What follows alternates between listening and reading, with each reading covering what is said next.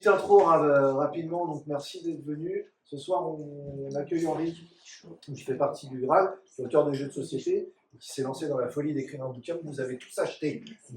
C'est trop tard. Voilà, c'est trop tard. Et commencer. Alors, avant de commencer à lire, il y a quelqu'un qui est quand même venu vous le présenter, c'est quand même l'auteur. Tant mieux, hein, comme ça vous saurez ce que vous allez lire après. Et ben Henri, on va te laisser nous présenter le bouquin, puis après je pense qu'il y aura pas mal d'échanges, de questions. Je pense que les sujets de société vont se poser assez naturellement. On te laisse nous présenter le bouquin. Merci Henri en tout cas d'être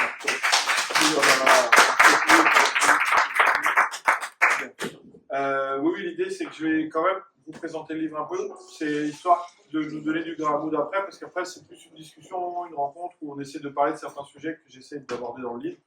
Et moi le but c'est, après parce que vous avez le livre, mais ça il fait 300 pages, donc je peux difficilement résumer, enfin je vais essayer de le faire, mais je veux dire, je vais forcément passer des tas de trucs à la trappe que vous découvrirez en le lisant, d'accord. Mais l'idée c'est quand même d'essayer d'aborder les idées principales du livre, pour qu'après ça puisse donner du grain à moudre entre nous, pour qu'on ait des conversations, si vous sentez qu'il y a des questions, des sujets que vous voulez qu'on développe, qu'on aborde, et tout ça. Ok. Donc, pouvoir s'organiser au mieux derrière, une fois que Henri aura fini de présenter le bouquin, s'il y a des questions, des volontés d'intervention, alors ça fait très scolaire, mais levez la main, moi je note votre nom, comme ça je sais qui a envie d'intervenir et dans quel ordre, ce qui permet d'éviter un peu de frustration. Ça va se faire, je pense qu'on n'est pas 20, mais on n'est pas 20, mais... Ok, cool. Que j'ai prise dans Allons-y,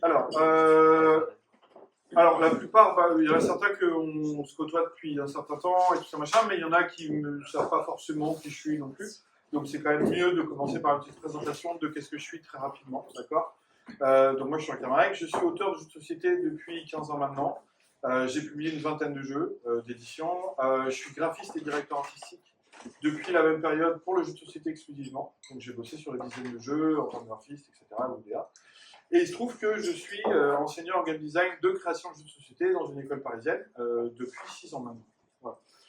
Et donc en fait, le truc... Alors oui, j'ai été aussi cofondateur et président de la SAGE pendant 2 ans, c'est vrai, rappelons-le, voilà, tout ça. Donc je connais un petit peu le milieu du jeu d'édition. Et bref, je pense, alors au-delà de réflexions qui m'animent de toute façon en tant qu'auteur, moi, depuis quelques années, c'est le fait, je crois, d'être devenu enseignant qui m'a poussé à, en fait, d'abord formaliser ma pratique, savoir comment transmettre le game design, le jeu de société, qui est un truc qui, on le sait, s'apprend surtout par le faire, par la pratique, etc., etc. Il y a des bouquins de game design qui existent, certes, mais la plupart ont des méthodes différentes. On sait bien qu'il n'y a pas de méthode, et j'ai envie de dire tant mieux, bref. Malgré tout, le fait de me lancer en tant qu'enseignant et d'avoir à formaliser un peu ma pratique, ça m'a poussé aussi à intellectualiser, osons dire les gros mots, à la fois le game design et surtout notre média, le jeu de société. Et j'ai découvert comme ça par ce biais des pans de recherche qui sont, à mon sens, largement inconnus en France, qui sont les game studies.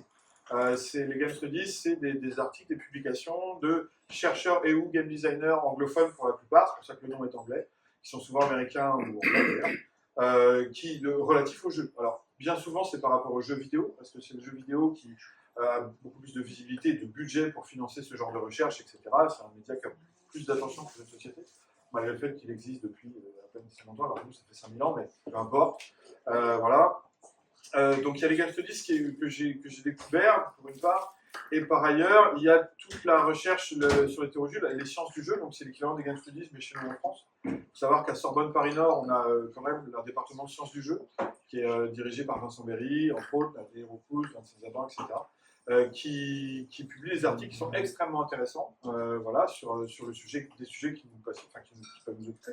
Le jeu de société, entre autres, le jeu en général, évidemment, le jeu vidéo. Mais il y a vraiment des articles ou des numéros de la revue qui sont disponibles gratuitement en ligne qui traitent du jeu de société.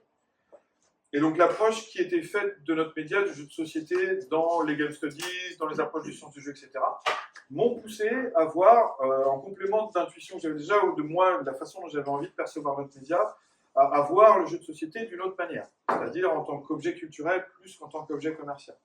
Okay, on va essayer de faire la distinction vite fait.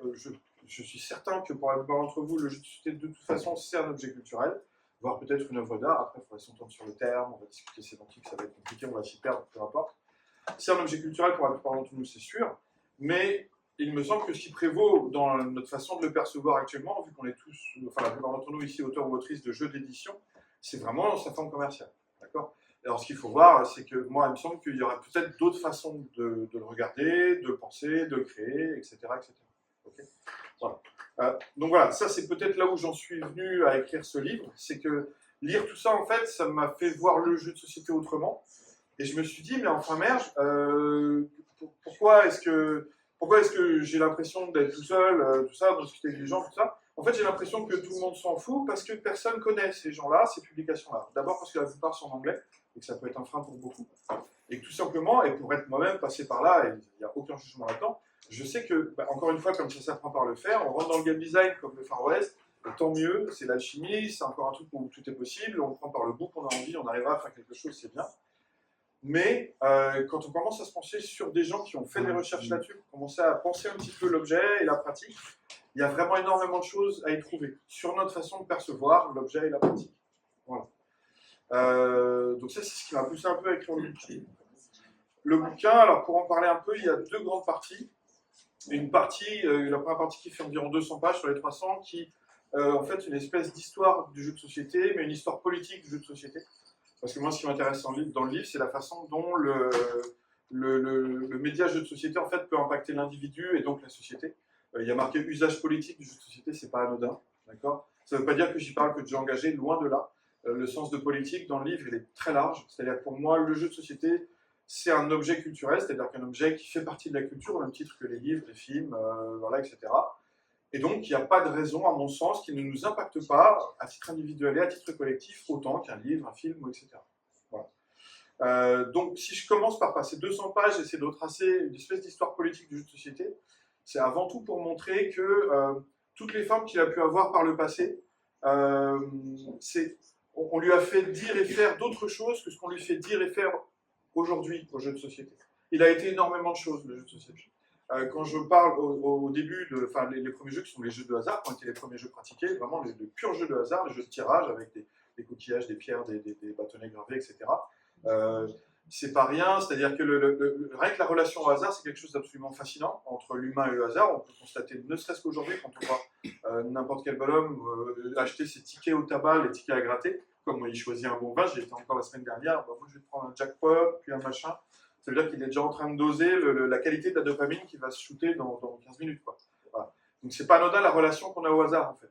Et dès le début, à l'époque où en fait les premières traditions religieuses, enfin les premières religions, c'était plutôt chamanistes ou animistes, ils avaient une conception de la vie et du destin qui était extrêmement fataliste, dans le sens de fatum, le destin, pas ils étaient déprimés tout le temps. C'était le destin est déjà écrit en fait, le futur existe déjà.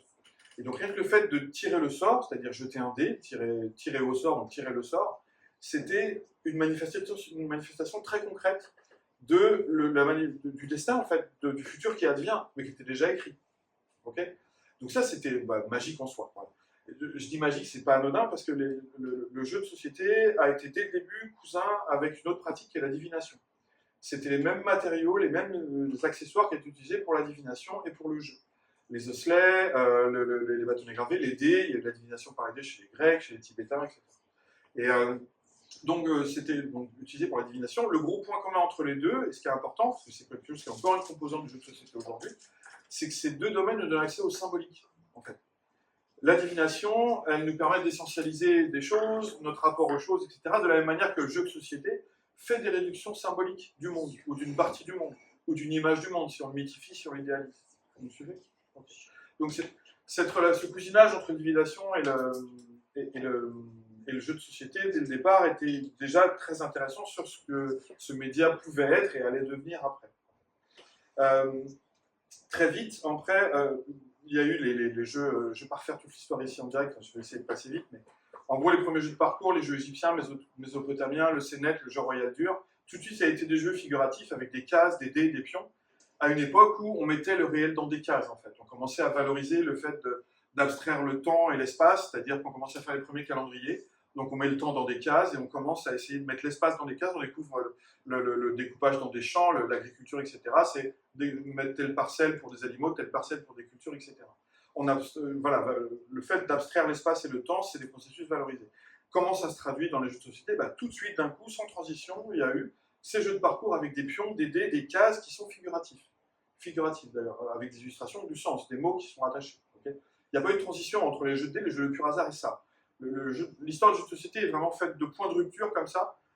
Ça n'a pas été une évolution du tout linéaire, c'est des marches avec des jeux qui sont apparus, qui ont changé notre perception de l'objet et de la pratique d'un coup. C'est assez incroyable. Bref. Des composantes qu'on peut trouver dans ces premiers jeux antiques et qui vont après se perpétuer, qui pour moi forment des composantes vraiment essentielles du jeu de société, c'est le fait que le jeu de société, c'est avant tout un rite culturel, social et profane. Un rite parce qu'en fait, pour moi, la pratique, la procédure qu'on trouve dans un jeu de société, tour de jeu après tour de jeu, pratique après pratique, le fait qu'on suive une procédure, ça a beaucoup en commun avec le rite. D'accord ? C'est le fait que ce type de rituel, en fait, il est culturel parce qu'il réactualise nos représentations du monde. Ce qu'on met dans un jeu, c'est une représentation du monde, d'une partie du monde, et encore une fois, tour de jeu après tour de jeu, partie après partie, on réactualise nos représentations du monde. Okay, symboliquement, pardon. Social, parce que c'est une évidence pour nous tous, c'est sûr, mais quand même, quand on s'assied autour d'une table de jeu de société, il y a évidemment une forme de contrat social symbolique qui se forme, dans le sens où c'est quand même un groupe de personnes qui s'assoient autour d'une table pour respecter les mêmes règles, et vivre un moment de fiction qui va être partagé, mais après, dans un référentiel très précis qui a été décidé. On décide de faire société à 2, 3, 4 ou 5, dans un temps très court, dans un moment très précis, autour dans un référentiel qui parfois n'a rien à voir avec des vikings et des lapins, mais vraiment, d'un point de vue social, ok, on fait société, on décide de suivre les mêmes règles. Donc c'est un rituel social aussi. C'est un rituel social dans le sens où, quand on rentre dans un jeu, on le sait, les bonnes pratiques de game design le disent, il faut que dans un bon jeu, on ait tous les mêmes chances de gagner. C'est-à-dire que quand on rentre dans un jeu, et dans ces cas-là, on fait table rase des hiérarchies. Tout ce qui est en dehors du jeu, les statuts sociaux, etc., on les oublie le temps du jeu, et on remet tout ça en jeu, justement. On oublie tout ça pour, voilà, c'est un peu en train. Ce qui se passe aussi quand on fait ça, donc c'est pour nous donner la liberté dans le jeu de recréer, en fait, d'autres formes de hiérarchie, d'autres statuts sociaux.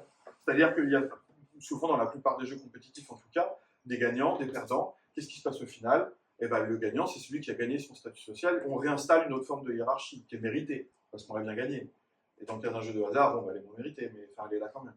Okay, donc en fait, il y a une anthropologue, Robert Termaillon, qui est morte il y a peu, qui a observé qu'en fait, on retrouvait beaucoup plus de jeux compétitifs dans les sociétés qui étaient des grands groupes sociaux et qui donc avaient des niveaux hiérarchiques beaucoup plus présents, beaucoup plus divers. Il y a beaucoup plus de niveaux hiérarchiques. Dans les groupes sociaux beaucoup plus restreints, il y a beaucoup moins de jeux compétitifs. On est plus dans le jeu d'imitation, le jeu de rôle, etc. Donc ces jeux nous permettent aussi d'intérioriser la nécessité des hiérarchies et de la façon dont on fonctionne nous en tant que société. Donc c'est un rite social aussi de ce point de vue-là. Et enfin, c'est un rite profane par opposition au sacré. Ça, c'est l'opposition fondamentale chez Caillois, qui est un gros théoricien du jeu du XXe siècle. Le sacré, en fait, on lui donne le pouvoir de définir le réel. C'est-à-dire, quand on rentre dans un rite sacré, on se dit ce que je fais là, ça compte pour de vrai. J'y affirme une forme de foi. J'y affirme ma conception de l'univers, de Dieu dans le cas de beaucoup de rituels, etc., etc. Le jeu, on lui a dévoyé une autre fonction, c'est le fait d'être un rite profane, c'est-à-dire, lui, au contraire, on lui donne le rôle de compter pour de faux, de ne pas compter. En fait. Ce qui se passe dans le jeu, ça ne compte pas. Okay, c'est pour de faux, ça n'a pas d'importance. Ce n'est qu'un jeu. Pour le coup. Okay, voilà. Tout ça aussi est une forme de mensonge collectivement assumé, parce qu'en vrai, quand on rentre dans un moment de jeu, on est quand même dans le réel. On joue, on joue peut-être, il y a un cercle magique, mais on est quand même, matériellement, on est là, et ce qui se dit, ce qui s'y joue, ça reste inclus dans ce qu'on appelle le réel. Donc voilà, c'est juste, on se permet, le temps du jeu, de se donner cette liberté-là, d'expérimenter des choses, de se donner un cadre un peu safe, etc. Mais ce n'est pas le cas. Ça ne veut pas dire qu'en fait, on accorde au jeu, au moment du jeu, le pouvoir d'être sans importance qu'il n'en a pas. Ça ne veut pas dire qu'on lui accorde le pouvoir d'être sans importance qu'il n'est pas sans conséquence. En fait, c'est une des grosses choses que j'essaie de dire dans le livre. Voilà. Donc voilà, ça c'est les composantes qu'on retrouve et qui pour moi vont être des constantes dans tous les jeux de société qu'on va creuser après. Dans le livre, donc après j'essaie d'être un peu chronologique parce qu'on essaie de faire ça bien. Après les jeux antiques, donc j'aborde vite fait j'aborde la question de l'apparition des jeux à information complète, le Mancala, le Weiqi qui devient le Go, les échecs évidemment. Le Mancala, tout le monde voit ce que c'est? C'est l'Awalé, vous voyez ce que c'est? L'Awalé, c'est la façon dont on connaît le Mancala en France. En fait, le Mancala, c'est le type de jeu de semaille, donc vraiment, où on égrène des graines ou des composants. C'est un jeu qui est en Éthiopie vers le 7e siècle de mémoire, et qui s'est décliné sur plus de 250 variantes différentes partout en Afrique, puis après dans les Caraïbes avec le commerce triangulaire. Ce qui est intéressant avec le Mancala, c'est qu'il s'est fait réapproprier, il y a énormément, plus de 250 variantes différentes qui sont des variantes géographiques, selon les villages où il était pratiqué, etc., etc. Donc là, il y a une évolution très locale, géographique. Le Weki, qui est devenu le Go, lui, son évolution, ce qui est intéressant d'y constater, c'est que, en fait, avec les mêmes règles, le Go, vous savez, enfin, vous voyez, c'est un jeu extrêmement abstrait, d'accord? Avec les mêmes règles, hein, il n'a quasiment pas évolué dans toute son histoire. Il a commencé, alors il est lui aussi issu d'une pratique de divination, c'est-à-dire qu'on jetait des pierres noires et blanches sur une carapace de tortue, on retrouve le quadrillage qui va donner après lieu au tablier sur lequel on va poser des pierres. Voilà. Ensuite, il est donc, le Go, c'est une espèce de simulation pour les jeunes nobles, d'apprentissage de la tactique, simulation pas militaire, parce que ça reste abstrait, mais oui, on est bien sûr conscient que c'est une forme d'apprentissage de la tactique et de la stratégie. Après, il est valorisé, le Go, la pratique du Go est valorisée. On crée une place à l'Académie des lettrés. Les shogunats créent une place à l'Académie, il est valorisé comme une pratique culturelle, comme un art presque. C'est-à-dire que les maîtres de Go, comme certains maîtres d'échecs, se déplacent après à la cour des différents shoguns pour y montrer leur art, des belles parties, etc. etc. Et enfin, sur les derniers moments, pas les plus contemporains, mais à un certain moment, le Go est valorisé comme un support de méditation par les moines taoïstes. Donc c'est-à-dire que le même jeu, avec exactement les mêmes règles, la façon dont la société l'a joué et l'a perçu a évolué à travers son époque. Ce qui peut impliquer que, en fait, la façon dont nous on perçoit l'objet actuellement, c'est pas forcément la seule façon de le percevoir. Le jeu, c'est vraiment ce qu'on en fait, il me semble. C'est vraiment, voilà, c'est un moment, c'est un cadre fictionnel. Je vais faire une petite digression par Goffman, qui est par la théorie du jeu en général. Normalement, je le fais en deuxième partie, mais je vais me permettre de faire la digression maintenant parce qu'on en parle. Je suis désolé. Attention, je fais Quelle prise de risque. En théorie du jeu, en vrai, il y a deux grosses façons de percevoir le jeu. Il y a les objectivistes, c'est-à-dire qui essayent de singulariser le jeu, les sociologues, les penseurs, les philosophes, Kaiwa, Huizinga, les historiques, les canoniques, qui essayent socialement de voir qu'est-ce qui distingue l'activité de jeu d'autres activités et de faire ce qui est un jeu et ce qui ne l'est pas. D'accord ? À titre très personnel, je trouve parfois ces définitions un petit peu dogmatiques, dans le sens où elles posent des éléments qu'on ne retrouve pas dans un certain nombre de pratiques qui sont données comme des jeux actuellement. D'accord ? Et donc pour moi, c'est des définitions qui échouent un peu à définir l'objet et la pratique. Voilà.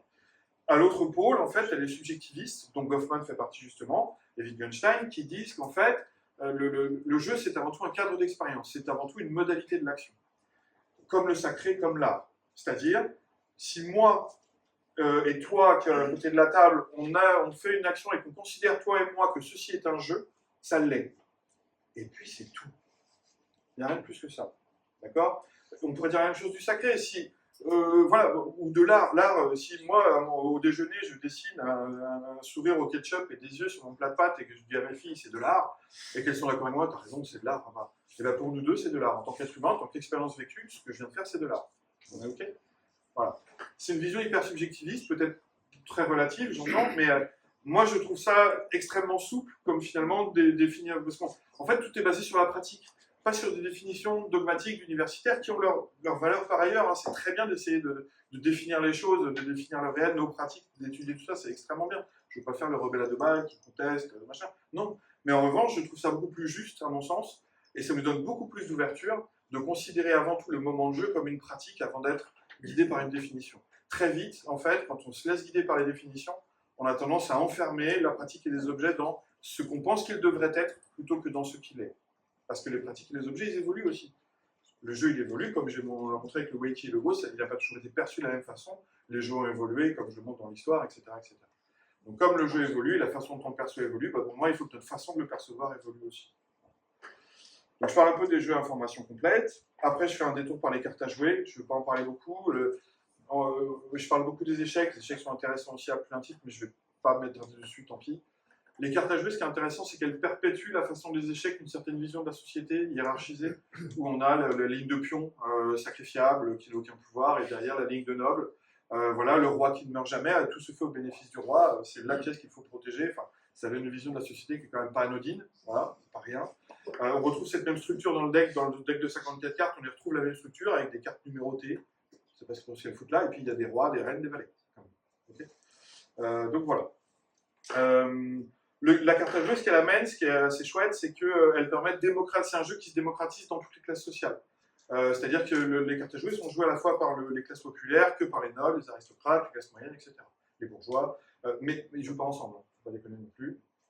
Voilà. Mais ils jouent, oui, au même jeu. Voilà. Alors, il faut remarquer que quand même dans l'histoire du jeu, ça a toujours été des pratiques descendantes, c'est-à-dire que c'était des jeux qui étaient valorisés par les nobles, les aristocrates, les bourgeois, qui après étaient singés, enviés par leurs domestiques ou les classes moyennes, puis par les classes populaires, c'était toujours descendant. Même des jeux qui sont nés dans les classes populaires, comme le jeu de paume, après ont été récupérés, réappropriés par les nobles et les aristocrates, puis après c'est sous cette nouvelle forme qu'elles se sont vraiment démocratisées. Enfin voilà, ça a toujours été dans le même sens. Donc je fais un petit détour par les cartes à jouer. Et après les cartes à jouer, il s'est passé un truc quand même qui a duré 3 siècles, du 16e au 19e, qui s'appelle le jeu de loi. Le jeu de loi, ça reste pour nous une des acceptions les plus communes du jeu de société. Moi, j'ai fait énormément d'ateliers de création avec des tas de publics, des primaires, des collèges, des vieux, des tas de gens. Quand tu leur demandes de créer un jeu de société, qu'est-ce qu'ils vont te faire? Un jeu de parcours avec des questions. 80% des cas. Vous l'avez dû le constater pour ceux qui ne connaissent pas. Il a laissé une empreinte extrêmement forte dans notre conception du jeu de société, le jeu de loi. Okay, je sais que c'est une forme de jeu qui a tendance à être vachement méprisée chez nous autres auteurs et autrices de jeux de société contemporains, pour la pauvreté de son game design. C'est oui, il y a zéro contrôle pour le joueur, c'est que du hasard, c'est linéaire, waouh, génial, super. Non, oui, d'accord. Après, il faut reconnaître quand même qu'il a eu un poids dans l'histoire qui est absolument pas anodin. Dans 3 siècles, il a connu plus de 10 000 déclinaisons connues. C'est-à-dire qu'on considère qu'il y a quand même 50 à 75% des matériaux qui ont été perdus, des jeux de loi qui ont été perdus, parce que c'est imprimé sur les feuilles de papier. C'est l'évolution de l'imprimerie qui a permis de faire imprimer le jeu de loi juste sur les grandes feuilles de papier, comme la presse l'a été, ou les cartes géographiques l'ont été par les mêmes imprimeurs. D'accord? Et donc, le jeu de loi s'est trouvé décliné dans plus de 10 000 déclinaisons connues, sur à des fins publicitaires, propagandistes, pédagogiques, de pur divertissement, etc., pendant 3 siècles. C'est pas rien du tout. Et en fait, moi je trouve, il me semble que le jeu de loi, il avait quand même pour lui de proposer, c'était une des premières formes de fiction non linéaire en fait, le jeu de loi. Non linéaire, ça peut paraître un peu paradoxal, parce que finalement c'est linéaire, on est guidé par le hasard, mais non. En fait, c'est peut-être le hasard qui décide, mais l'aventure, l'histoire que va connaître notre pion, parce qu'il a quand même l'avantage de nous proposer un véhicule privilégié, hein, c'est que là, le joueur a l'opportunité par le joueur de se projeter dans un pion unique. Ce qui n'est pas le cas dans les jeux de pions où on a de multiples pions, on n'est pas dans la distance. Là, il nous propose un véhicule pour se projeter qui est vraiment adapté. On a un seul pion, c'est nous. D'accord? Et d'ailleurs, un des thèmes privilégiés qui a été choisi pour le jeu de loi dans ses déclinaisons les plus emblématiques, c'est le jeu de la vie. Okay, c'est le jeu de loi comme étant le jeu de la vie 1790, le nouveau jeu de la vie humaine. Ça représente la destinée d'un homme, pour le coup, c'était qu'un homme, il n'y avait pas de femme. Ça. Il pouvait avoir plein de choses, d'accord? Il pouvait être duelliste à 26 ans, bah, il mourait et revenait à la case 1. D'accord? Voilà, parce que, voilà. Tu devenais bon étudiant à la case 12, tu finissais directement orateur à la case 42. Le but étant de finir homme immortel à 84 ans. D'accord? Mais, ça, après, ce type de jeu de la vie a connu ensuite des échos dans des jeux moralistes et puritains américains, le Mansion of Happiness, le manoir du bonheur, où là on apprenait la morale à la dure, hein. Là, il fallait vivre bien, mais en fait, si tu étais trop passionné, etc., il fallait que tu ailles au poste de feu ou dans la rivière pour te refroidir un peu, parce que voilà, c'était des vraies cases hein, sur le plateau de jeu. Et donc ça, c'est des jeux qui ont connu un gros écho dans la société américaine rurale, communautaire, très religieuse, etc. Mais il s'est passé un truc après, au niveau la charnière du XXe siècle, c'est-à-dire fin 19e, début 20e, où la société américaine n'est plus la même, en fait, et l'Amérique s'est réinventée par le biais des gratte-ciel, du téléphone, de la voiture, etc. Et se dit, il y en a marre qu'on nous fasse la morale, maintenant on veut des jeux juste fun, qui nous enseignent pas de valeur. Qu'est-ce qu'ils ont fait comme jeu? Des jeux sur la banque, la bourse, les agents de supermarché. C'est vrai que c'est neutre, hein. Donc on dit, c'est pas anodin. Bref, ça c'est un petit détour, mais pour poursuivre sur le jeu de la vie, ce Checker Game of Life, donc, qui a été publié par Milton Bradley, qui va être connu comme MB un peu plus tard, 100 ans plus tard, il connaît une déclinaison en 1960 pour les 100 ans d'entreprise qui va s'appeler Life, The Game of Life, qui s'appelait en français Destin, le jeu de la vie. Je ne sais pas si vous vous souvenez de cette déclinaison. Vous connaissez tous. Je me marie. Les enfants, on peut passer par le Alors, sens. on est plusieurs à connaître, il y en a qui sont peut-être un peu jeunes et qui connaissent Et les pas. garçons et les filles, on avait des petits pieds en plastique roses pour les filles. Exactement, on avait une voiture en plastique, des pieds en plastique, tout était en plastique, c'était les années Et 60. si tu avais un c'était métier de magnifique. merde au début et que tu étais enseignante avec Ah, mais les tu filles, changeais et que jamais- t'étais tu changeais banquier, jamais de t'avais métier. 30 000, et tu disais yes, je vais gagner la partie. Exactement. Complètement formatisé. Bah, c'est hyper normal. N'empêche que moi, j'ai Ah, beaucoup c'est- joué. Enfant, j'ai joué énormément. Mais c'était les années 60, c'était voilà, mais bon, voilà, c'était vraiment un miroir de notre société. Après, bon, je vais pas refaire toute l'histoire du jeu de Life Game of Life, j'en parle plus dans le livre, vous verrez. Mais bon. Donc l'histoire des jeux de loi était super intéressante pour ça.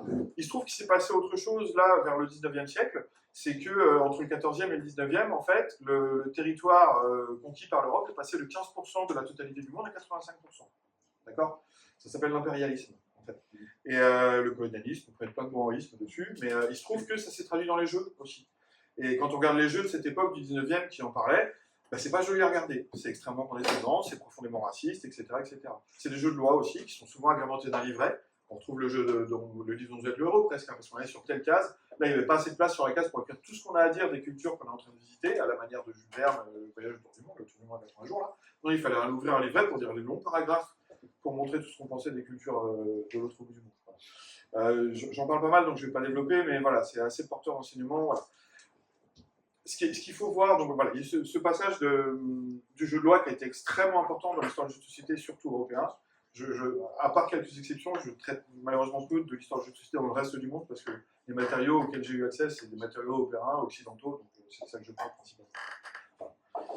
Et ensuite, on arrive au XXe siècle. Le XXe siècle, là, c'est là où s'installent les éditeurs de jeux d'édition. Et là, quand je dis jeux d'édition, c'est déjà les premiers jeux tels qu'on les connaît actuellement. Ils ont la même forme, c'est-à-dire qu'ils sont dans une boîte illustrée avec des composants dédiés, un livret de règles illustré lui aussi, etc., en couleur. D'accord? Donc c'est là la naissance des jeux tels qu'on les pratique actuellement, dans leur forme en tout cas. Parce qu'ils sont industrialisés, ils sont fabriqués seulement en atelier, en manufacture, etc. Qui s'installe à ce moment-là? C'est ceux que j'ai cités, c'est Milton Bradley, c'est Parker, etc. Et c'est ce qu'on appelle maintenant des classiques, Scrabble, Cluedo, Monopoly, etc., qui ne sont classiques que par le résultat d'un marketing super efficace et d'une nostalgie un petit peu manufacturée. En vrai, ils sont devenus des classiques parce qu'il n'y avait que ça d'une part, et qu'ensuite ils étaient vendus partout à tout le monde, et ensuite qu'au bout de 2 générations, vu qu'on y avait joué chez mamie, c'était un classique, parce que c'était devenu intergénérationnel. Je ne veux pas nier leur impact culturel à ces jeux-là, ils en ont eu un évidemment. Ce que je veux dire, c'est que pour moi, il y a une grosse différence entre le jeu traditionnel, tel que j'en ai parlé, jusqu'à à peu près le jeu de cartes, et les débuts du jeu d'édition, c'est que dans le jeu traditionnel, le contenu des jeux, ce qui était joué, c'était avant tout drivé par les joueurs. Okay, c'était une vraie forme de culture populaire. Pas dans le sens où c'était forcément joué par le peuple, dans le sens où c'était issu des joueurs. Okay, au moment du jeu d'édition, ça change complètement, c'est-à-dire qu'on tombe, on tombe dans une culture manufacturée. Ceux qui décident de ce que va devenir le contenu des jeux, c'est plus les joueurs. Okay, c'est maintenant ceux qui vont les fabriquer, les imprimeurs, qui sont aussi éditeurs et qui sont aussi très souvent auteurs. Okay, c'est les mêmes personnes. Et c'est eux qui décident de ce qu'il va y avoir dans les jeux d'édition. Et généralement, vu qu'ils ont suffisamment d'argent pour posséder une imprimerie, etc., c'est des bourgeois qui décident de ce qui est bon pour la société. La société entend toutes les classes populaires, il s'agit de l'éduquer. Okay, et donc là, de rentrer dans une culture manufacturée comme ça change beaucoup de choses, parce que les éditeurs que j'ai cités qui s'installent au XXe siècle, eux, c'est pas des auteurs et des autrices de jeux de société qui vont concevoir ces jeux-là. C'est les créatifs. Alors bien sûr, on peut leur donner le nom d'auteurs et d'autrices, je ne veux pas leur enlever ça. Ce que je veux dire, c'est que c'était avant tout les créatifs qui étaient censés designer un bon objet commercial, qui bossaient dans ces entreprises. Ce n'est pas du tout les mêmes process que nous on fait actuellement, où à la manière d'un écrivain, on bosse notre jeu dans notre coin et ensuite on démarche des éditeurs, où on a des intentions qui nous sont propres, qu'on veut mettre dans le jeu. C'est totalement différent. Là, il s'agissait de designer des objets commerciaux. Okay, donc on rentre vraiment dans une réelle culture manufacturée. Et on y perd toute la forme jeu traditionnel qui vient vraiment du peuple, des gens, de la société, de la culture en fait. Et donc ces jeux vont s'installer tout le XXe siècle. Et puis il se passe un truc. Là, et c'est pour ça que je m'attarde très peu en fait sur ces jeux-là, Scrabble, Cluedo, etc. Pas pour nier leur impact culturel encore une fois, mais parce que ça m'intéresse moins. Parce que là où j'ai voulu prendre plus de temps pour écrire dessus, c'est sur l'émergence du hobby gaming à partir des années 60-70. C'est sur en fait ce que va devenir notre milieu à nous, le jeu de société contemporain. Okay, ça m'intéresse parce que justement, à partir des années 60-70, ce qui se passe, c'est qu'on retrouve une certaine forme de culture populaire dans l'émergence de ce mouvement-là. En fait, de ce mouvement qui n'est pas conscient. Hein, mais le hobby gaming, le jeu de société contemporain, tel que toutes les boîtes qu'on a là, c'est né de deux branches majoritairement. Il y a la branche anglophone, c'est-à-dire américaine et anglaise, qui pratiquent les wargames qui vont devenir les jeux de rôle. D'accord. Wargames qui sont issus du Kriegspiel, qui est un jeu autrichien, j'en parle, qui remonte au début du 19e, mais ça je le développe plus dans le bouquin. Mais en gros, c'est la branche américaine. D'accord. Donc le wargame va donner les jeux de rôle. Eux, ils sont beaucoup plus sur le thème, ils ne sont pas tellement sur l'innovation mécanique. D'ailleurs, les systèmes se récupèrent tous plus ou moins les uns les autres, c'est des tests avec des dés, etc. Qui après vont donner les jeux à l'américaine qu'on connaît, Gros Jeux de Conquête, Dungeon Crawler, puis JCC, Jeux de filles, etc. Et enfin, il y a la branche allemande. La branche allemande, le jeu à l'allemande, avec les auteurs Knidia, Randolph, tous ceux qu'on connaît un peu. Voilà. La culture du jeu de société en Allemagne, c'est autre chose. C'est vraiment une culture où le public n'est pas le même. La branche anglophone, c'est vraiment dédié à un public de geeks, d'ados adultes. D'accord, les systèmes sont complexes, les temps de jeu sont très longs, etc. La culture du jeu de société allemande, c'est totalement différent parce qu'on veut avant tout faire aussi du jeu pour la famille. On ne s'enlève pas ça. D'accord. Il y a deux choses qui sont valorisées dans la culture du jeu de société allemande, c'est une culture de l'autorat et une culture de l'innovation. En fait. On valorise le fait que les jeux sont créés par des auteurs et des autrices. Voilà, on en parle à la radio, à la télé, dans des revues spécialisées qui sont créées. Les créateurs du Spiel des Jahres, c'est avant tout des journalistes et des critiques de presse ludique, il faut le savoir. La SAZ, en grand ancêtre de la SAG, elle existe depuis les années 80, je crois, ou je ne me trompe pas. Quelque chose comme ça, ça fait bien 30 ans qu'elle existe, c'est le plus vieux syndicat d'auteurs et d'autrices de jeux de société du monde, c'est en Allemagne qu'il est né quand même, c'est pas rien. Voilà, le Spiel des Jahres, je crois que c'est 79, si je ne me trompe pas, ou 74. Je vais regarder tout ça, je te dis. Ça, je l'ai dans le bouquin, je ne sais plus, enfin, des fois les dates me perdent en même temps. Voilà, c'est à cette époque-là. Donc les pratiques de création ne sont pas toutes les mêmes, mais malgré tout, les auteurs de jeux de société allemands, c'est avant tout des joueurs qui eux-mêmes se challengent, qui sont en contact avec d'autres joueurs, qui sont contents de voir autre chose que ce qu'on leur produit en supermarché, et qui voient que comme il y a des nouveaux jeux qui sortent, qui comprennent qu'on peut être créatif par rapport à ces nouvelles formes de jeu, qui s'en emparent, qui deviennent auteurs ou autrices à leur tour, etc., etc., etc. Et comme leur présence est valorisée, l'innovation de nouveaux systèmes, etc., est valorisée, bah, du coup, après, c'est un cercle vertueux, c'est un bouillon de culture positif qui émerge et qui donne des tas de créations très diverses telles qu'on les a actuellement. Et c'est la rencontre, en fait, de ces deux pans-là qui va donner le jeu de société contemporain, tel qu'on connaît actuellement. Okay. Il y a certains vieux parmi vous qui étaient déjà dans le début des années 2000, qui ont vu ce moment-là de fusion où, bah oui, on voyait bien qu'il y avait les jeux de filles, les wargames d'un côté, les jeux allemands de l'autre. Il y en avait qui étaient plus difficiles que d'autres à faire importer, etc. Et qu'après, au bout d'un moment, bah, les Européens ou les Japonais, on a commencé à prendre le meilleur des deux mondes et à se dire, bah, en fait, nous, on aime bien les thèmes forts et le système un peu simulationniste, on aime bien les systèmes élégants et on aime bien aussi innover et faire des trucs nouveaux et pas toujours le même système. Bah, on va faire les deux, en fait. Voilà. Et ça, c'est venu, bah oui, de France, d'Espagne, d'Italie, etc., d'Europe de l'Est, enfin, de tous les éditeurs qu'on connaît maintenant. Je ne vais pas tout citer parce que le jeu de société contemporain est devenu un milieu extrêmement vaste. Enfin, voilà, ça arrive tout le monde. Donc voilà. Donc ce qui est intéressant, c'est que le hobby gaming, donc, il a permis un relatif retour à une culture populaire. Encore une fois, pas parce qu'elle est pratiquée par le peuple, hein, parce qu'on sait que le jeu de société contemporain, c'est majoritairement pratiqué par des classes moyennes, voire CSP+. Okay. Mais au moins au fait que l'origine des jeux, c'était pas seulement des types dans les boîtes qui voulaient faire de l'argent. Okay.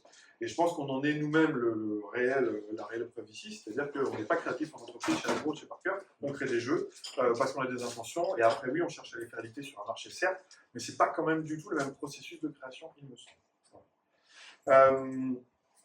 Après, c'est sûr que là, on pourrait commencer à se poser la question, maintenant où est-ce qu'on en est, vu que le marché se structure beaucoup, se formalise beaucoup, il y a des pressions commerciales de plus en plus fortes, de la part des distributeurs, en gros, surtout, qui poussent à finalement beaucoup plus se tourner vers la zone de confort que vers l'innovation. Il y a des thèmes, il y a des tendances, bla bla bla, etc. Il me semble qu'on commence à avoir de pression commerciale de plus en plus forte si on cherche à se faire éditer. Voilà. Ça, c'est encore une question à partir de quel moment on se détermine légitime auteur, publié ou pas, on pourra en parler plus tard. Voilà. Bref. Donc voilà, je finis un peu la première partie de l'histoire du jeu de société sur le jeu de société contemporain. Et elle se finit aussi par essayer de faire les constats. En fait, quand on observe par exemple les jeux de loi colonialistes, impérialistes du 19e, la mutation vers des jeux capitalistes après les jeux moralistes aux États-Unis, etc., on se dit, mais ok, il est facile finalement d'examiner les valeurs qui sont véhiculées par des jeux d'il y a 1 ou 2 siècles. Parce que c'est une culture qui n'est plus la même. On voit tout de suite que c'est vieillot, ne serait-ce que par les illustrations, les discours, etc. On n'a plus du tout les mêmes. D'accord. Maintenant, et si on essaie de faire le même pas de côté par rapport aux jeux qui sont produits actuellement, qu'est-ce qu'on voit, qu'est-ce qu'on observe? Moi, c'est la question que j'ai envie de poser, en fait. Est-ce que finalement, les jeux de maintenant ne sont pas toujours, est-ce qu'ils ne véhiculent pas toujours, par leur mécanique, entre autres, des valeurs capitalistes, colonialistes, impérialistes, etc. etc. Voilà. C'est une des questions que je pose dans le livre. Pourquoi je me permets de la poser? Parce que, et là je rentre dans la deuxième partie du bouquin, la première partie c'est vraiment l'histoire du jeu de société, politique, voilà, avec toutes ces considérations-là. La deuxième c'est plus un essai, où j'essaye de me poser des questions sur notre façon de voir le jeu de société, en fait, le média, l'objet et la pratique. Et pour nous, auteurs-autrices, c'est d'autant plus important parce que ça peut aussi peut-être impliquer notre façon de le créer, peut-être, etc. etc. Il y a une notion qui est apparue au milieu des années 2000 qui s'appelle la rhétorique procédurale. C'est un bien grand mot. En vrai, il est très simple à comprendre. Rhétorique, c'est l'art de convaincre, d'accord, de persuader. Procédural, c'est donc par la procédure, par la règle. C'est en gros quelle valeur, quel propos est sous-tendu par une règle de jeu, par des mécaniques, etc. etc. D'accord. C'est au-delà du texte et de l'image. On est éduqué beaucoup plus tôt en fait à avoir un rapport critique au texte et à l'image. On nous l'apprend dès l'école, peut-être pas à la petite école, mais on nous apprend à avoir des analyses critiques par rapport au texte, à analyser les textes. Pareil avec les images, à essayer de voir ce que l'auteur a voulu nous dire, etc., etc., ou ce que ça nous dit sans que l'auteur ait voulu d'ailleurs. Voilà. Par rapport aux médias, à l'objet et à la pratique jeu de société, pas du tout. D'accord. Entre autres, on a une spécificité, c'est que le média jeu de société, il a quelque chose en plus que non pas le texte et l'image, il a la règle, il a la procédure, il a le fait que le joueur il est acteur. D'accord. Et en fait, il n'est peut-être pas anodin le choix que font les auteurs et les autrices de par quelle mécanique, par quel système et par quels objectifs, quel système, quelle mécanique, quels objectifs je vais mettre dans mon jeu et qu'est-ce que ça véhicule comme valeur. D'accord. On a absolument, à mon sens, pas du tout ou très peu de rapport critique par rapport à notre média de ce point de vue-là. Pourquoi? Parce que ce n'est qu'un jeu, en fait. Voilà. C'est toujours par cette formule magique qu'on s'en dédouane, en fait. Je suis trop long, c'est ça? Pas du tout. Non, je disais couper le téléphone. Ouais, c'est ok. C'est pas grave, personne n'est mort. On n'est pas à l'église. Hein. Voilà. Non, mais. Non, c'est parce qu'il veut pas se faire payer. Bref, non, mais et c'est là où j'ai envie de questionner la formule, en fait. Parce que cette formule, elle nous sert trop souvent à nous dédouaner de finalement de qu'est-ce que toute la profondeur et le potentiel qu'a notre média. Voilà. En disant ce n'est qu'un jeu, on dit ouais, bah, finalement, qu'est-ce qu'on entend par cette formule? On entend c'est pas grave, ça n'a pas l'importance, c'est pour le fun, voire des fois c'est pour les enfants, voilà, dans certains cas, etc. etc. Moi j'ai envie de débunker ou d'être en rencontre de chacune de ces affirmations en fait. Non, tout ça, c'est pas vrai. En fait, il y a des tas d'exemples pour le dire. Okay, non, ce n'est pas qu'un jeu, c'est plus qu'un jeu. Encore une fois, c'est très important qu'on s'accorde un moment de liberté. C'est-à-dire que le moment de jeu soit un temps safe pour s'accorder une forme de liberté d'expérimenter les choses. Okay, et peut-être d'être un colonialiste, un impérialiste, un gros enfoiré, c'est possible. Et c'est bien que le jeu nous permette ça, de nous vivre ces expériences-là. Le problème, c'est qu'en 80% des jeux sur le marché véhiculent ce type de représentation. Ça, c'est le vrai problème. En vrai, une des questions qui revient souvent à chaque fois que je parle de rhétorique procédurale et qu'il s'agit peut-être d'examiner, s'il vous plaît, les propos ou les valeurs sous-tendues par les objectifs que les jeux proposent ou les mécaniques qui sont proposées, mais en fait, qu'est-ce que tu veux dire? Ça veut dire qu'il ne faut plus créer des jeux comme ça, c'est ça? Faut arrêter, tu veux dire que tu veux nous censurer? On n'a plus le droit de faire des jeux de gestion et développement de ressources, c'est capitaliste? Je dis, mais non, pas du tout, c'est pas du tout ce que je veux dire. Déjà, de base, moi je suis auteur de jeux de société aussi, je refuse complètement l'idée que quelqu'un vienne me dire ce que j'ai le droit de créer ou pas. C'est complètement débile. Et donc, qui je serais pour le dire et pour le faire? C'est stupide, ok? Je ne veux absolument pas dire à qui que ce soit ce qu'il a le droit de créer ou pas. Chacun est libre, en fait. Dans les limites déjà posées par la loi, la pédopornographie, l'incitation à la haine, etc. etc. Mais en dehors de ça, tout le monde a le droit de créer ce qu'il veut. Moi, ça me paraît extrêmement important, ok? En revanche, si on prend un peu de recul et si on a une forme de responsabilité politique, si on regarde le marché et actuellement qu'est-ce qui renvoie notre marché, qu'est-ce qui renvoie notre média, et c'est là où j'invite, où je vous invite à nous penser comme une espèce de collectif. Oui, on est tous auteurs et autrices, on est tous créateurs des objets qui remplissent les étagères des bibliothèques et des trucs, on est tous responsables de ce qu'on y met dedans à titre individuel. Mais à quel moment on se pose la question de est-ce qu'il serait peut-être pas bon d'essayer de faire advenir autre chose que des jeux qui renvoient encore sempiternellement les mêmes valeurs, les mêmes propos, les mêmes mécaniques, etc. etc. Et là, je ne parle pas juste de changer de thème, je pense vraiment de se poser la question de qu'est-ce que nos mécaniques renvoient. Voilà, c'est ça. La deuxième question qui se pose souvent et tout à fait légitime quand on commence à parler du fait d'observer les mécaniques de jeu, les objectifs par le biais d'analyse de la rhétorique procédurale ou quoi que ce soit, c'est la question de l'interprétation. On a tous eu cette situation Quand on est au collège avec le prof de français qui nous dit le poète, avec ce poème, il a voulu dire ça, ça, ça. Moi, je suis là, j'ai 13 ans, je suis là, mais non, en fait, qu'est-ce que t'en sais? C'est n'importe quoi, surtout, il a voulu dire autre chose, c'est pas vrai. Après, il a des éléments d'analyse très factuels pour vous indiquer si, regarde, il y a un champ sémantique, il y a les effets cibles, excuse-moi, il va vous dire ça. Bon, ok, mais il y a toujours une part, en fait, de subjectif dans toute forme d'interprétation. Et donc, à mon avis, il ne faut absolument pas espérer trouver dans la rhétorique procédurale ou dans essayer d'avoir ce rapport critique au jeu quelconque forme de vérité objective. Moi, je fais des interprétations, j'ai que je trouve pertinentes. J'ai une analyse des jeux qu'on a actuellement en boutique dans le top 10 de BGG, où la plupart c'est des jeux sur l'industrie, les trains, je veux dire, d'un point de vue écologique, ça en dit long de là où on va, enfin voilà, etc. etc. Ok, j'ai cette analyse-là d'actuellement, le média tel qu'il est, mais en vrai, tout ce que j'attends, c'est que quelqu'un d'autre vienne me dire, et en fait, non, moi j'en ai une autre lecture, et parlons, dialoguons en fait. Ce dialogue critique qu'il doit y avoir, il doit se jouer entre les critiques de jeux de société, si tant est qu'il y en ait qui existent, qui fassent autre chose que de l'unboxing, ou de nous dire qu'il n'est pas cher et qu'il est beau. D'accord? Il y en a certains qui essayent de le faire, ok, il y a Paul Gara, il y a Proxy Jeux, il y a la revue CNET en anglais, il y a certains médias comme ça qui essaient d'avoir un autre rapport à l'objet, en tant qu'objet culturel, plus qu'en tant que simple objet de divertissement, en fait. Voilà. Pourquoi on valorise le jeu de société? Actuellement, on le valorise parce qu'il arrive à nous procurer un divertissement efficace, satisfaisant. D'accord? Voilà. Et en fait, si encore une fois on revient vers la théorie du jeu, la définition du jeu, parlons-en, on s'aperçoit que la notion de divertissement ou de plaisir, elle n'est pas obligée d'être centrale dans la fonction du jeu. En fait, actuellement, toutes les bonnes pratiques de game design qu'on a, c'est pour faire vivre une expérience positive, satisfaisante aux joueurs. D'accord? Gratifiante, où ils prendre du plaisir. En vrai, rien ne nous y oblige. D'accord? Souvent, tout est dirigé vers le joueur. Le propos de l'auteur, ou de l'autrice, s'il en a un, tout le monde s'en fout, et d'ailleurs la plupart on n'en a pas, parce qu'on n'est pas habitué à ça, c'est pas je jette pas de cailloux, c'est juste qu'on n'est pas habitué à pratiquer la création comme ça en fait. Que ce soit un moyen d'expression pour un auteur, un moyen d'expression j'entends où on a quelque chose à dire, où on veut dire quelque chose, ce qui n'est pas obligé, hein. Tu peux juste vouloir faire un run break, c'est ok. Mais je veux dire, si on n'est pas habitué à ce que ce média-là devienne un moyen d'expression pour des propos un peu plus denses, un peu plus subtils, un peu plus construits.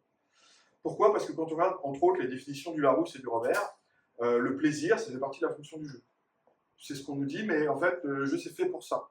Ok? Activité dédiée à retrouver du plaisir. Ok, très bien, c'est une bonne chose qu'on puisse y trouver du plaisir, c'est super. Ça crée des moments d'évasion, on se soulage du réel, ça a d'énormes qualités. Actuellement, tous les jeux font ça très bien pour la plupart. Super. Mais pour moi, il n'y a absolument aucune raison, en fait, d'attribuer au jeu cette fonction centrale. Ok? Si on regarde un peu les théories du jeu, justement, moi, si je devais être objectiviste, pour revenir sur ce que je disais un petit peu en première partie, si je devais essayer de définir le jeu un peu formellement, moi je dirais plutôt que, pour moi, le jeu, c'est une fiction partagée, par plusieurs autour d'une table, je fais exception des jeux solo, il y a toujours des exceptions, fiction partagée autour d'une table, cadrée par des règles dans laquelle on agit. Pour moi, c'est une définition tout ce qu'il y a de plus neutre, qui définit plutôt bien notre objet, notre média et notre pratique.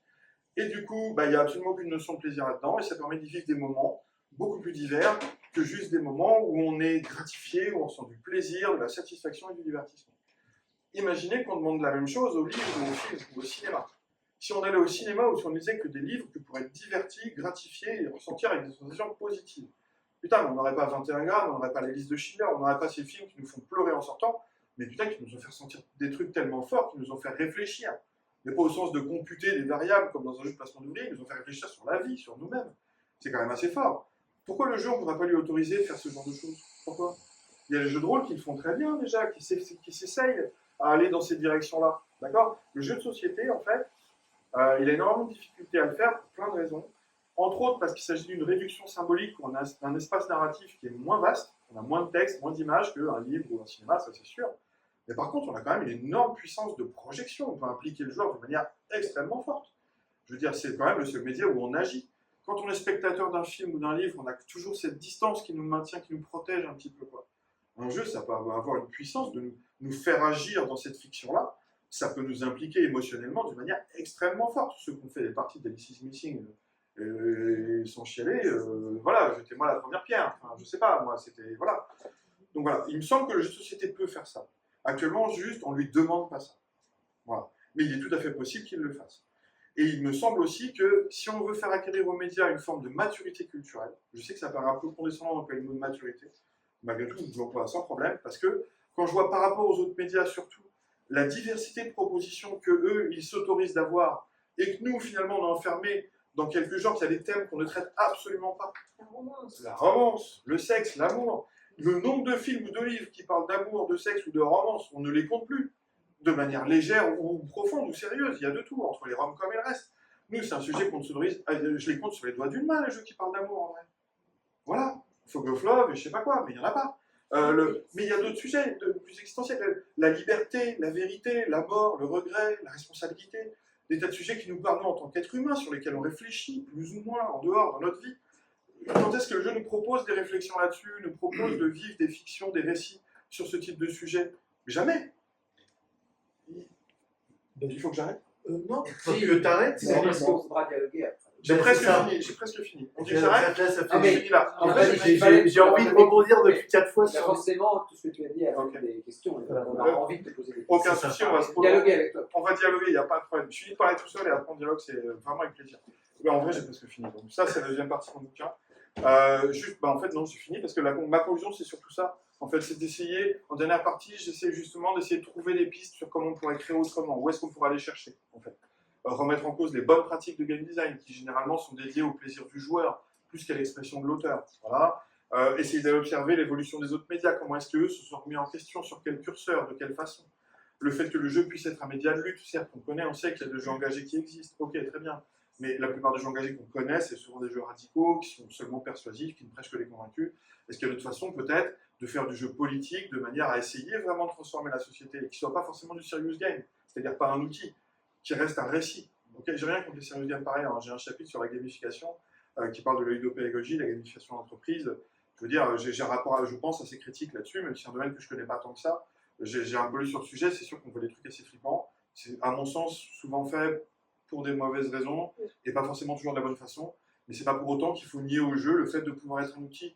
Je vois pas de bonne raison de lui nier ça. Voilà. C'est juste qu'actuellement, c'est pas forcément toujours bien fait et pour des mauvaises raisons. Donc voilà, en dernière partie, j'essaie de trouver des pistes pour voilà où est-ce qu'on pourrait aller, qu'est-ce qu'on pourrait faire, tout reste à faire. Et voilà, parce que moi, il me semble que moi, ce média, il me passionne depuis 20 ans, plus même, comme peut-être beaucoup d'entre vous. Et donc, je trouve qu'il vaut mieux que ça. Il vaut mieux que ce qu'on en fait actuellement. Je ne veux pas cracher sur toutes les propositions colorées, attractives et super cool qu'on a dans nos ludothèques, c'est pas la question. Moi, j'adore jouer encore à des jeux de divertissement. Je ne suis pas une espèce de snob débile qui renie tout ça. Ok, je joue avec mes filles, je joue avec ma femme, avec mes amis, à des jeux de programme, des jeux de conquête, il n'y a aucun problème. J'ai créé des jeux colonialistes, Viracocha, c'était pareil. C'est juste que depuis, mes réflexions ont évolué. Maintenant, je ne pourrais pas recréer Viracocha, j'en aurais plus envie en fait. J'en aurais plus envie. Maintenant, ce que j'ai envie de faire, c'est d'autres formes de jeux, mais c'est très personnel. Okay, mais parce que aussi, j'ai peut-être lu d'autres bouquins, j'ai vu d'autres choses, et je ne dis pas que j'ai évolué et tout ça, et je vous invite à faire pareil. Je dis juste, c'est bien aussi d'essayer une fois d'ouvrir un peu et de voir qu'il est possible de faire d'autres choses. Encore une fois, je n'essaie pas d'obliger qui que ce soit à essayer de le faire, mais je dis juste le considérer, se dire qu'il peut y avoir autre chose qu'actuellement, ce que le marché nous dit qu'un jeu, comment il peut être bon, bah, c'est peut-être pas plus mal. Voilà. Et qu'il peut exister des propositions alternatives, audacieuses, voilà, indépendantes, dont les sites de distribution seraient complètement foireux et on gagnerait encore moins d'argent avec. Mais c'est pas grave. En fait, au moins, on fait peut-être quelque chose de beau. Voilà. aux échanges. Avec plaisir, passion, je suis désolé. J'ai fait combien au chrono? Au chrono 97. Non, C'est pas un chiffre au hasard. 42. Ah bah 42. Eh, 42, voilà. Bravo, ça.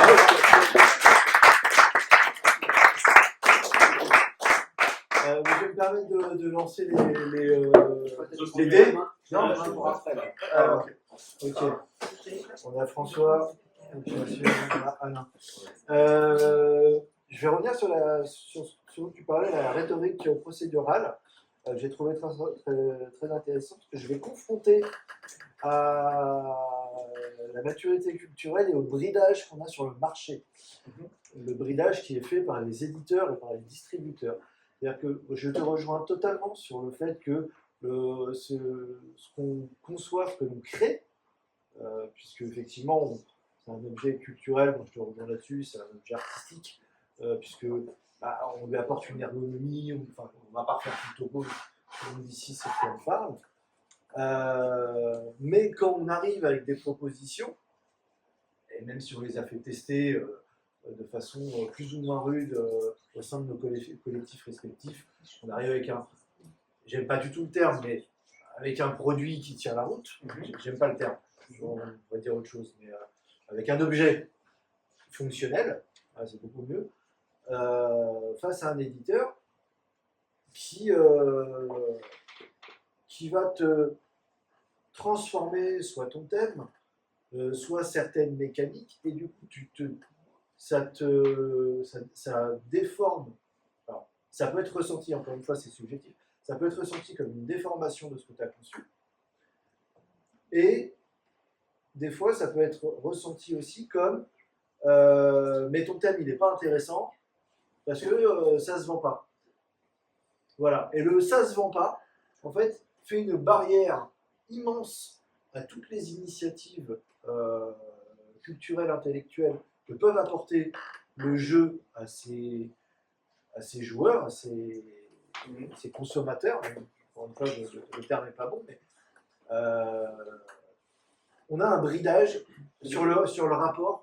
Du coup, c'est une question ou c'est un constat? C'est un constat. C'est un constat, Je suis d'accord avec toi. et comment on peut le contourner? Comment on peut contourner ça? Parce que nous, on est tous concepteurs, on est tous créateurs. Et oui,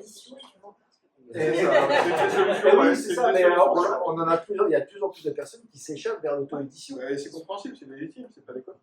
Je sais pas, pour moi, ça dépend vraiment des envies de chacun. Et pour moi, ça rejoint vraiment la question. Pour moi, ça rejoint vraiment la question de la légitimité qu'on se donne. Actuellement, on se dit auteur ou autrice que quand son jeu finit par être publié en boutique.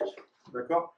Alors qu'en vrai, on pourrait s'autoriser à se dire auteur ou autrice si notre jeu il est diffusé, il est joué par d'autres, dans d'autres conditions, par d'autres moyens. On pourrait très bien imaginer qu'il y a des jeux qui sont produits à un seul exemplaire, joués ou à 2 ou 3 exemplaires, dans un barrage local, dans une galerie, dans un musée, voilà. Et en vrai, moi, ça me plairait que, comme quand je vais goûter la charcuterie locale, je sais que je vais aller, je sais pas, à Toulouse. Je sais qu'à Toulouse, il y a Romaric Gallonnier et d'autres auteurs que j'apprécie, et qu'il y a des jeux que je pourrais trouver que là-bas. Sauf que tu peux aller juste à Paris, à la Dame de Cœur, et prendre la charcuterie locale de la rue. Et des jeux que de Paris, d'accord. Mais tu vois, d'un point de vue proposition ludique, en fait, il y a peut-être une solution à trouver auprès de le print on demand, les micro-éditions et une forme de localisme, en fait. C'est peut-être une réponse à toutes les boutiques vendent les mêmes jeux, le marché mondialisé, etc. C'est beaucoup de raccourcis de caricature peut-être dans l'histoire, mais il y a un vrai truc à faire là-dessus. Moi, j'ai testé Vita qui me posait la question hier soir, où est la scène indé dans le jeu de société? Oui, dans le jeu de rôle, tu peux la trouver parce que ça diffuse facilement par des PDF en ligne, c'est assez facile. Dans le jeu vidéo, c'est pareil, c'est facile parce que tu mets un jeu sur Steam, bam, il est téléchargé, on peut se l'approprier, c'est diffusé facilement. Le print and play, on sait que ça marche pas en jeu de société. Peu de gens téléchargent et encore moins le fabriquent une fois qu'ils l'ont téléchargé. Moi, le premier, c'est chiant, on est d'accord, ok. Donc voilà, le print on demand, c'est un truc que je vais tester avec de l'auto-édition en début d'année prochaine. C'est un truc que fait Azao actuellement, mais on a pointé une usine d'Angoulême qui fera aussi ça en début d'année prochaine, apparemment. C'est vraiment sur le site du fabricant, de l'imprimeur, comme sur une boutique, tu vas, tu cliques, le jeu est fabriqué à l'unité et ensuite tu te l'es envoyé. Toi, joueur, consommateur. Et du coup, alors c'est toujours pas avec ça qu'on va gagner de l'argent, mais ça permet à des propositions d'exité d'être disponibles sans avoir à découper des cartes, des plateaux, des trucs, des machins. Le jeu, c'est fabriqué à l'unité. Le gros avantage de ça, pour moi, c'est écologique, parce que on n'est pas obligé de fabriquer des milliers de boîtes. D'accord, le jeu, il est juste fabriqué le nombre de fois qu'il est que les gens le veulent. 2, d'un point de vue financier, les auteurs et les autrices, souvent, on n'est pas les plus riches, et du coup, ça nous permet, nous, d'avoir un jeu qui est diffusé et diffusable, sans que nous, on ait à financer toute la fabrication d'un stock. Alors, évidemment, les coûts d'impression s'en ressentent. Hein. Voilà, sur un jeu de 64 format Dixit, un petit livret et une tuckbox, c'est 16 balles le jeu, à l'unité. Donc ça va imposer de faire des jeux forcément plus restreints, ou alors d'admettre qu'on fait des jeux beaucoup plus chers. Mais bon, de toute façon, voilà, là, encore une fois, on sait que c'est pas facile. Si on fait ça normalement, c'est pas tellement pour l'argent, c'est pour voir exister quelque chose et qu'il soit accessible à tout le monde, quelque part, qu'il puisse se l'approprier assez facilement. Voilà. Alors, je vais, pour compléter, après je laisserai la parole à François qui l'a demandé. Il y a là, en février dernier, c'est signé à Cannes le GIJS. Oui. Les statuts GIJS. C'est un bel téléviseur. C'est pour ça que je disais les statuts. GIJS, c'est le groupement interprofessionnel du jeu de société. C'est l'association des associations. C'est l'Extra-Groupe Plaçage, la VEJ, la CIS, blablabla. C'est le Mégazord. C'est un peu le En Mégazord. gros, c'est l'acronyme de l'acronyme. Ouais, C'est l'acronyme de l'acronyme. Blague à part, c'est très bien ce qu'ils font dans le principe, c'est-à-dire que du coup, c'est une grosse sorte de frappe pour aller voir les pouvoirs publics, parce qu'ils fédèrent tout le milieu. Ils ont au moins ça. Mais ouais, pour repartir de là, c'est-à-dire qu'il y a des accords qui se font à ce niveau-là, au niveau des têtes d'associations. D'accord. Ils ont signé les statuts ensemble, ils vont faire des actions ensemble, mais est-ce que c'est pas aussi le lieu où pourrait se libérer un peu une sorte de souplesse, c'est une question, de souplesse d'accueil. On nous demande d'être novateur, mais quand on est trop novateur, on nous refuse ce qu'on apporte. Je reviens au bridage du marché. Est-ce que c'est pas à ce niveau-là que ça pourrait se décider? Parce que finalement, la situation du marché est économiquement tellement compliquée. Là, c'est un constat, on le voit, il y a des boîtes qui ferment. Pas pour tout le monde, les grosses boîtes sont vivantes, mais en tout cas, il y a des zones compliquées. Donc la question, c'est que JGS pourrait être un système de départ pour pouvoir. Moi, il me semble pas du tout, parce que moi, je trouve que je suis en tant qu'ancien président de la SAGE, tout ça, machin, je suis sur le Discord de JGS, j'ai participé aux premières actions, j'avais été à l'Assemblée nationale pour déposer la proposition de projet de loi, former le groupe parlementaire avec d'autres représentants d'assaut, etc. En fait, déjà, chaque association reste souveraine de quoi que ce soit. Ouais. Et ensuite, ne serait-ce qu'on voit au sein de la Belge ou quoi que ce soit, jamais il sera mis en question les orientations éditoriales des éditeurs qui sont dans la Belge. C'est pas du tout, c'est un regroupement de professionnels qui se sont mis ensemble pour pouvoir se faire de la promo à plusieurs, en gros, pour résumer. Mais à côté de ça, voilà, et oui, certes, promouvoir le société en tant qu'objet culturel pour avoir le pass culture. Ok. François? Oui, moi, ma réflexion par rapport à ce que tu dis est très intéressante. Je pense qu'il faut, s'il y a un sujet de responsabilité de l'autorat sur la qualité de création, la nature de création, les premiers censeurs, c'est nous. Oui. Ce ne sont pas les éditeurs, ce ne sont pas les distributeurs qui nous censurent. Quand on fait nos séances de test, moi, ce qui me frappe toujours, c'est à quel point on parle dans nos critiques des jeux de nos camarades à la place des éditeurs. Tout le temps. Et, je dis tout le temps, pardon, je ne devrais pas dire ça majoritairement. Et ce n'est pas le cas de tout le monde, et ce n'est pas le cas de tout le monde. Mais en fait, ce qui est très drôle, c'est qu'on a intériorisé en tant que. Alors, moi, je me considère pas comme auteur ou avec un tiers plutôt, parce que je pense qu'auteur, effectivement, c'est ce que tu dis, c'est quelqu'un qui porte. Non, mais un peu plus. Okay. Mais je mets un grand mais effectivement, il y a une dimension, est-ce que j'apporte quelque chose? Et en fait, on est, moi, me semble-t-il, majoritairement, je suis fait à tout présent. En fait, on est nos premiers censeurs et on intériorise la censure du monde de l'édition et du monde de la distribution. Et en fait, et là aussi, je parle de façon générale, c'est pas du tout critique ni désagréable pour nous, mais on est plus souvent des copistes en disant je vais essayer de faire un truc et on se critique très très vite sur mais ça, c'est pas évitable. Ah, mais ça, mais ça passera pas, mais ça passe pas sur le marché en ce moment, avec des degrés plus ou moins. Et en fait, encore une fois, pour la majorité d'entre nous, on est les premiers censeurs. Donc le marché fonctionne très très bien grâce à ça. On s'autorégule nous-mêmes. Et donc en fait, si on s'autorégule et qu'on considère qu'on n'est pas des auteurs au sens noble du mot auteur, que je prendrais, qui est celui qui essaie d'apporter quelque chose, mais plutôt des contributeurs à la production ludique, effectivement, ça ne changera pas. Non, c'est certain. Je pense que c'est vraiment l'état d'esprit interne, que si on n'en prend pas conscience, que tu dois prendre conscience de tout un tas de choses, mais il y a aussi cette prise de conscience. Si ça peut te rassurer ou pas, vous n'êtes pas les seuls, c'est-à-dire qu'au Graal, on a un peu pareil. Et dans tous les collectifs, je suis sûr, j'ai l'impression que c'est partout pareil, mais je me dis, en fait, tant que cette prise de conscience, si on veut la faire, après on peut laisser de pas la faire et continuer à dire que c'est pas ça qu'on veut faire, mais ça ne bougera pas. Alors pour le coup, moi je suis d'accord avec toi, pour le coup, moi, ne serait-ce que dans le collectif au Graal, on a vraiment plusieurs types d'auteurs et d'autrices. On a des gens comme Thomas Dupont et tout, que j'adore, j'aime beaucoup, qui lui est parvenu avec de son métier grâce à certains succès, et tant mieux pour lui, c'est super. Qui lui pense beaucoup plus ses jeux, il fait attention aux tendances, il pense au marché, etc. Il sacrifie rarement à ce que lui veut faire parce que voilà, quand il a envie de dire quelque chose, il le dit, il le fait.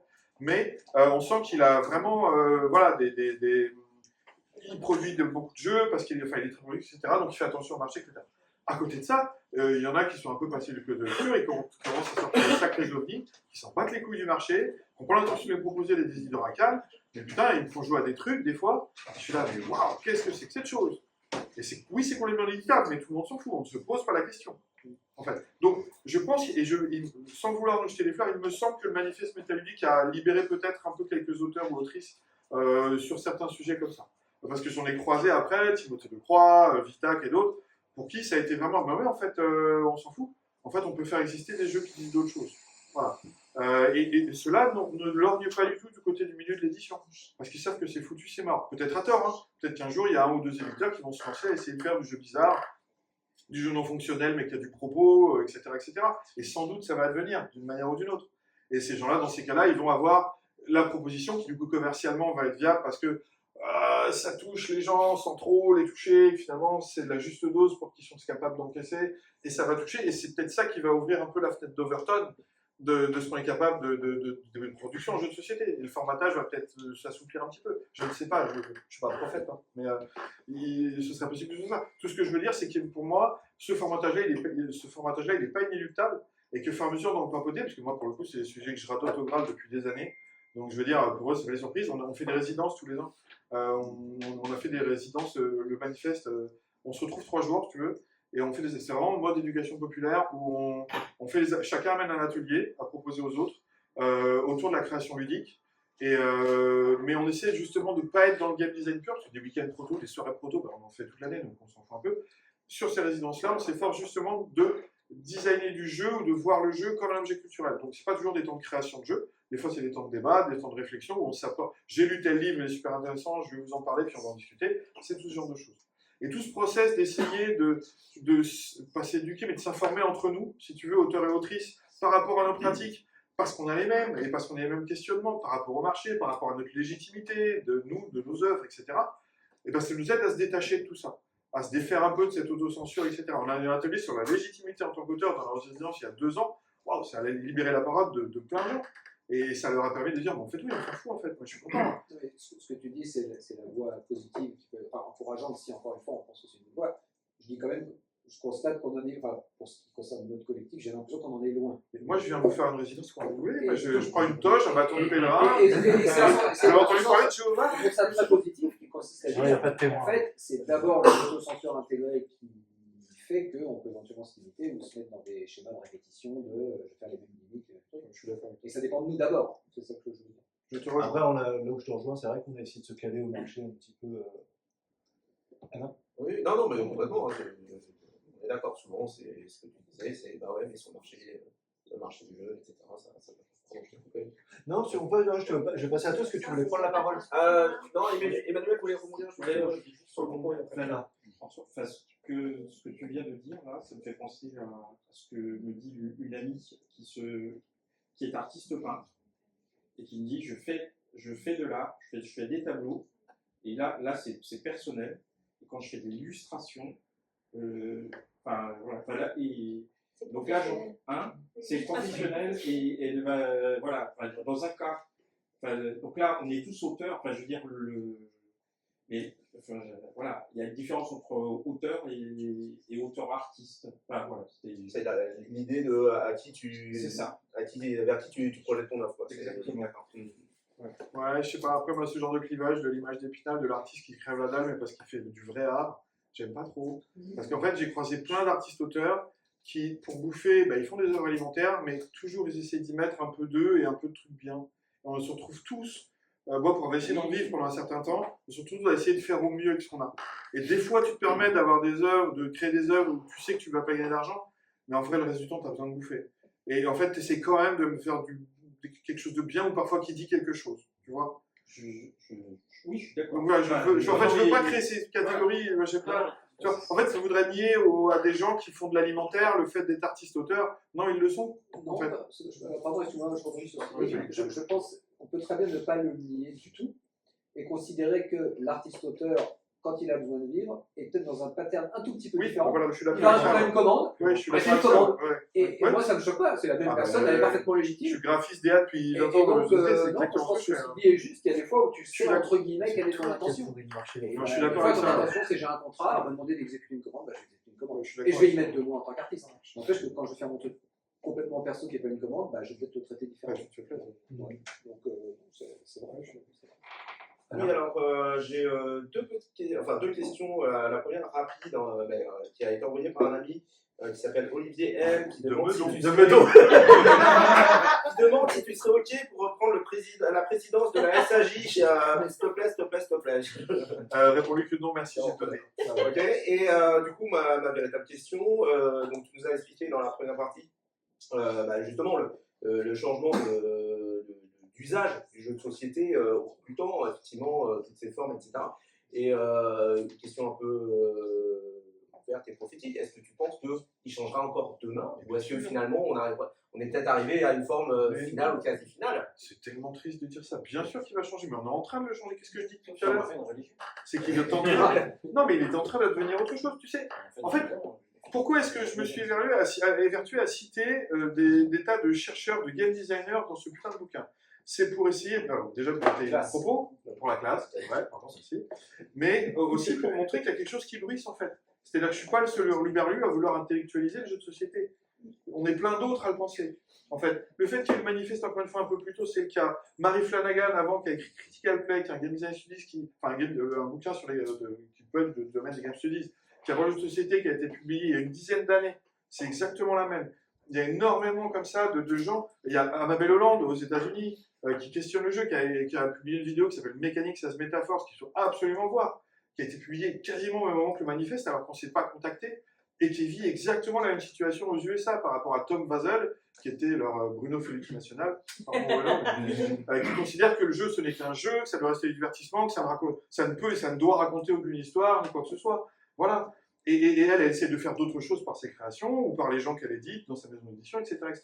Il y a Hollande, Mary Flanagan, il y en a plein d'autres, je ne les cite pas tous, mais voilà, on est plusieurs à se dire, mais en fait, il y a quelque chose, quoi. Donc oui, je pense qu'il va devenir autre chose, c'est évident.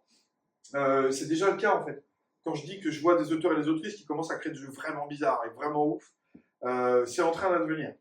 C'est juste qu'on n'en entendra peut-être pas parler, parce qu'ils ne seront pas jolis en boutique, tout colorés, et en unboxing dans je sais pas qui, tu vois. C'est différent, quoi. Et qu'en plus, ils sont rennais. Entre autres, ouais, mais pas que. Timothée Decroix, il est, je sais plus, il est suisse, je crois, un truc comme ça. Voilà. Donc voilà, il y en a, non, ça vient d'ailleurs aussi. Voilà, Vitac, elle est belge, donc non. Et j'ai joué à un jeu bizarre de Vitac, hyper bizarre hier. Et c'était génial. Voilà. Donc, bon. Non, c'est déjà en train d'advenir, je suis absolument pas pessimiste là-dessus. Hein. Il y avait Léon qui avait un... Oui. Donc moi, la question que je me pose, c'est plutôt, alors ce n'est pas en termes commercial, mais c'est en termes de réception quand même du public. Alors, bon, je suis très intéressé par la question du jeu comme objet culturel et artistique, mais est-ce qu'il y a un public qui sera réceptif à son initiative? Par exemple, bon, on va reprendre Amabel Holland, c'est-à-dire la dernière fois que j'ai entendu quelqu'un parler de pousser à ces jeux, c'est City of Six Moons, parce que ça ressemble vaguement à Outer Wilds, c'est unique. Par contre, je pense qu'avoir quelqu'un qui va recommander Doubt is Our Product ou Nicaea, je pense qu'on a encore un bon temps d'attente. Et de manière générale, est-ce que les gens, même dans des jeux grand public comme Daybreak, est-ce que les gens vont intrinsèquement capter, par exemple, on va dire l'exemple que la géo-ingénierie dans Daybreak, elle est très puissante, mais horriblement coûteuse, comme discours de l'auteur contre le technosolutionnisme à tout prix, par exemple. Oui, bien sûr. Ma fille de 17 ans a gâté. Non, je suis d'accord, ok, c'est ma fille, j'ai peut-être briefé avant. non, je veux dire, pour moi, alors, ça me semble tout à fait audible, au contraire, qu'on comprend, c'est très littéral, le fait que la géo-ingénierie, ce soit coûteux, etc., etc. Bon, il a très bien fait ça, et oui, c'est un parti pris, mais en même temps, c'est une réalité, donc c'est pas tellement, il n'invente rien. Mais donc oui, pour moi, c'est très visible, déjà, pour le cas de Daybreak. Ensuite, est-ce que ça peut être des succès commerciaux? J'en sais rien. Il me semble que si tu essaies de regarder les autres médias, quand tu regardes le milieu, par exemple, indé dans la BD, bah, c'est sûr qu'on n'atteint pas le niveau de vente d'Astérix, mais enfin, c'est quand même un milieu qui a sa communauté de gens qui attendent ce genre de publication, qui en sont fans, etc., etc. Donc oui, je pense qu'il y a vraiment un grand nombre un nombre conséquent, disons relatif, correct, de joueurs et de joueuses qui attendent, qui seraient tout à fait réceptifs à acheter ce type de jeu. Ouais, je suis persuadé. Les avais à Hollande, on a extrêmement de mal à se les trouver. Il faut les commander en Angleterre, c'est 50 balles, t'attends 2 mois. Super, va jouer à City of Six Moons, quoi. Enfin, donc ça n'aide pas. Tu vois. Mais hormis ça, je pense effectivement qu'il y a plein de gens qui seraient intéressés. Regarde l'accueil critique chez les joueurs et joueuses de plein de jeux indés sur la plateforme Steam. Dès que tu fous ça, alors là c'est hyper brutal, comme tu vois, le nombre de téléchargements de Papers, Please, le nombre d'achats, bah, il est là. Il y a quand même des gens qui ont acheté Papers, Please, c'est pas un jeu de divertissement. Hein. Il y a un vrai propos. Donc, non, oui, je pense vraiment, il y a plein de gens qui joueraient sans problème, qui voudraient découvrir ce type de jeu, pas pour les mêmes raisons, pas pour y jouer tous les soirs, pour se détendre, certainement pas, mais pour d'autres raisons, juste. Mais de la même manière qu'on ne consomme pas tous les films de la même façon, pour les mêmes raisons, etc. etc. Une petite question. Oui. Comme tu es professeur de jeux design, de jeux sociaux. Qu'est-ce que tu considérais comme livre à lire en game design? Pour juste faire des jeux, la plomberie, quoi. Enfin, ouais, oui, plus, alors je sais pas, ouais, pas en effet un bouquin plus de réflexion, mais un bouquin en effet sur game design. Technique, ouais, voilà. Ouais. Rules of Play de Zimmerman. Rules of Play. Okay. Et tu parlais de d'une publication en anglais, Games. C'est net. C'est net comme non, jeu. De Game Studies, voilà. Les Game Studies. Les Game Studies, concrètement, ça se trouve comment? Sur Internet, c'est gratuit. D'accord. Tu tapes Game Studies, alors là, tu vas voir, il y a un univers qui se met entre eux, c'est juste dingue. Sur plein de sites, c'est complètement fou. D'accord. Voilà, les Game Studies, tu tapes ça, et alors là, tu n'as plus qu'à l'explorer, tu mets le doigt dedans, c'est foutu. Quoi. Okay. Et il existe même les analogues Game Studies qui sont spécifiquement dédiés aux jeux de société. Analogue Game Studies, parce que ça parle de jeux analogiques, c'est-à-dire non numériques. Voilà. Analogue Game Studies. Excuse-moi, je reviens sur. J'ai pas noté le nom du livre dont tu parlais. Rules of Play. Rules of Play. Okay. Mais si tu veux aller vers une façon de regarder le média qui est un peu plus proche du bouquin, je te conseille de lire Critical Play de Mary Flanagan. Ça, pour moi, c'est un ouvrage qu'il faut absolument lire. Parce que perso, pour moi, ça a été fondateur. Et je cite énormément Mary Flanagan dans le bouquin, parce qu'elle a écrit Rules of Play, Critical Play. Elle a écrit aussi Playing Oppression, qui, avec Michael Jacobson, a été voir dans tous les fonds privés, tout l'historique des jeux colonialistes, etc. de l'époque. Elle en a sorti un pavé, un pamphlet qui est absolument incroyable. Elle a aussi écrit Values at Play in Digital Games, qui concerne le jeu vidéo, mais qui parle aussi des valeurs de rétroaction, etc. Mary Flanagan, c'est une autrice vraiment fondatrice, c'est majeur. Okay. Voilà. Et excuse-moi, j'ai un moment de poisson rouge. Les Game Studies, spécifiquement jeux de société. Analogue. Analogue Game Studies. Ok, merci. Et si tu redemandes le titre de Rules of Et Play, sinon, alors là, je vais gagner. et sinon, encore une fois, tu peux aller voir la revue Sciences du jeu, c'est gratuit, c'est en français, c'est sur Internet, et c'est aussi super intéressant. Ok, merci. Et sinon, il n'y a pas longtemps, là, dans le Discord de la Libre, j'ai publié, j'ai partagé, j'ai pas publié, j'ai partagé un mémoire qui a été écrit par des étudiants qui nous avaient approchés et qui ont interviewé certaines personnes à la LIF sur le processus de création, sur le marché du jeu, sur l'auto-édition. J'ai mis ça dans le salon ressources du Discord de la LIF. J'ai publié ça il y a avant-hier, un truc comme ça. Ouais, Voilà.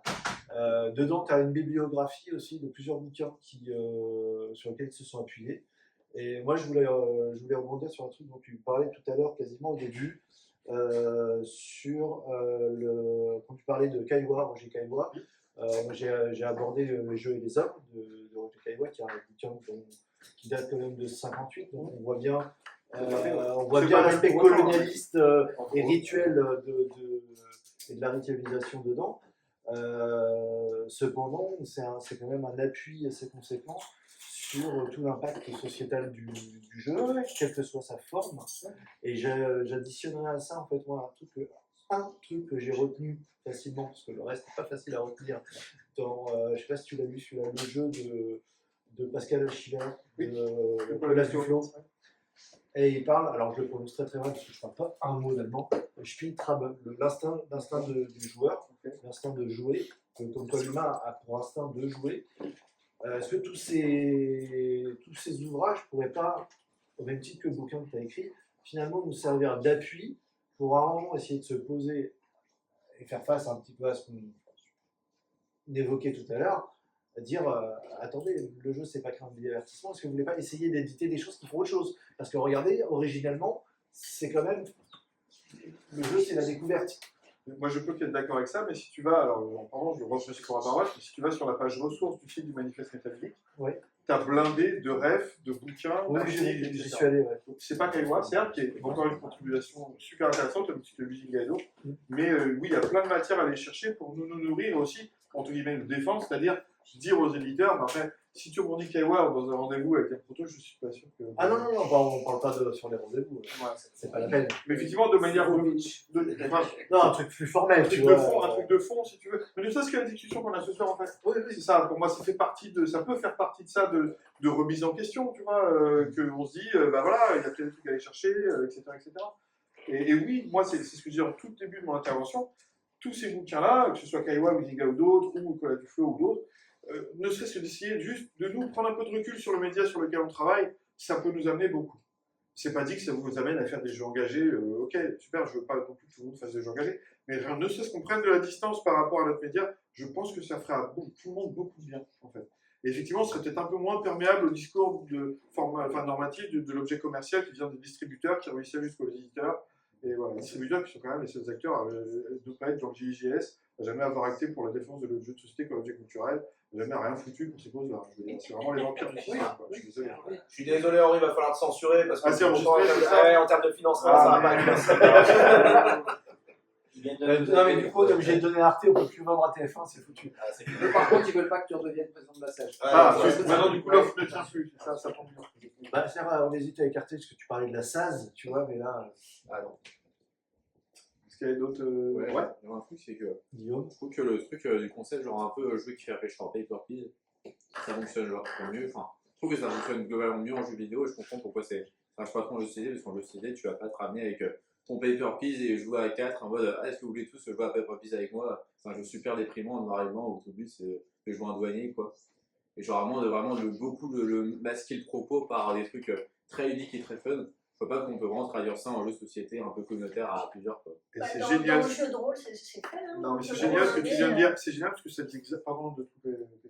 C'est génial ce que tu viens de dire parce que ça dit tu dis comment tu le fais de manière de transcrire de manière très ludique et très fun en jeu de société. Comme si un jeu de société devait être forcément ludique et fun. Mais non, en fait, c'est exactement ce que j'ai dit, tu vois. C'est pas obligé. Et The Histoire of Mine, qui est un jeu absolument déprimant auquel j'ai pas pu jouer plus de 3 heures sur un jeu vidéo, j'y ai passé une soirée entière avec d'autres gens autour d'une table. Bah, quelque part, je me suis peut-être senti mieux à y jouer avec d'autres parce que j'étais pas seul que d'y jouer seul devant mon jeu vidéo, tu vois. Et je pense qu'avec les bonnes personnes, encore une fois, tu peux vivre des expériences. J'ai joué à The Quietier d'Avri Elder, qui est une expérience pas du tout ni ludique ni fun. On a passé un super moment. Mais on savait en arrivant qu'on n'était pas là pour se taper sur les cuisses, tu vois, ou de vivre un super moment de computation de système. On était là pour vivre un moment qu'on savait qu'il allait être, ouais, pas forcément fun, pas forcément ouf, etc. Et pourtant, ça reste un jeu de société, tu vois. Voilà. Donc je pense que c'est tout à fait possible de traduire en jeu de société. Au contraire, c'est tout aussi facile qu'un jeu vidéo. Enfin, il y a rien ne l'empêche plus en jeu de société qu'en jeu vidéo, vraiment. Alors, pour moi, ce qui nous bride, c'est vraiment la perception qu'on a du média. Exactement, tu vois, ce que tu veux dire. Ça, c'est ça qui nous empêche de le faire. C'est le fait qu'on pense qu'il est dédié qu'à ça. Tu vois. Après, il y a aussi un retour direct, comme quand tu fais de l'impro, quand tu fais rire les gens, tu peux voir que ça a fonctionné, alors que quand tu fais des trucs un peu plus émouvants ou tu as moins de retour du public. Et je pense aussi que ça peut jouer dans la manière. Enfin, quand tu fais un jeu et qu'il est cool, les gens vont le tester, ils vont jouer, ils vont dire ah, c'est cool ton jeu. Et donc, c'est peut-être plus facile aussi en tant qu'auteur. T'as déjà joué à des jeux qui font chialer? Alors, je vais. Essaye, tu Alors, vois. je Moi, peux ça m'est me arrivé. permettre de Pardon, rebondir. pardon. Je vais te répondre parce que je suis quand même dans les deux. J'ai été formateur en impro pendant 10 ans et j'ai accompagné énormément d'élèves. J'ai fait beaucoup de matchs. Et le fait de faire rire le public gratuitement, c'est du cabotinage. Ça n'apporte rien au jeu, Mais ça marche. ça n'apporte rien à l'histoire. Ça marche, mais ça marche. Non, mais Pas- j'ai aussi ça marche fait pas l'impro mieux et je vois que- très bien. Moi, Mais- les impros dont je me souviens le plus, c'est les impros qui ne m'ont pas fait rire.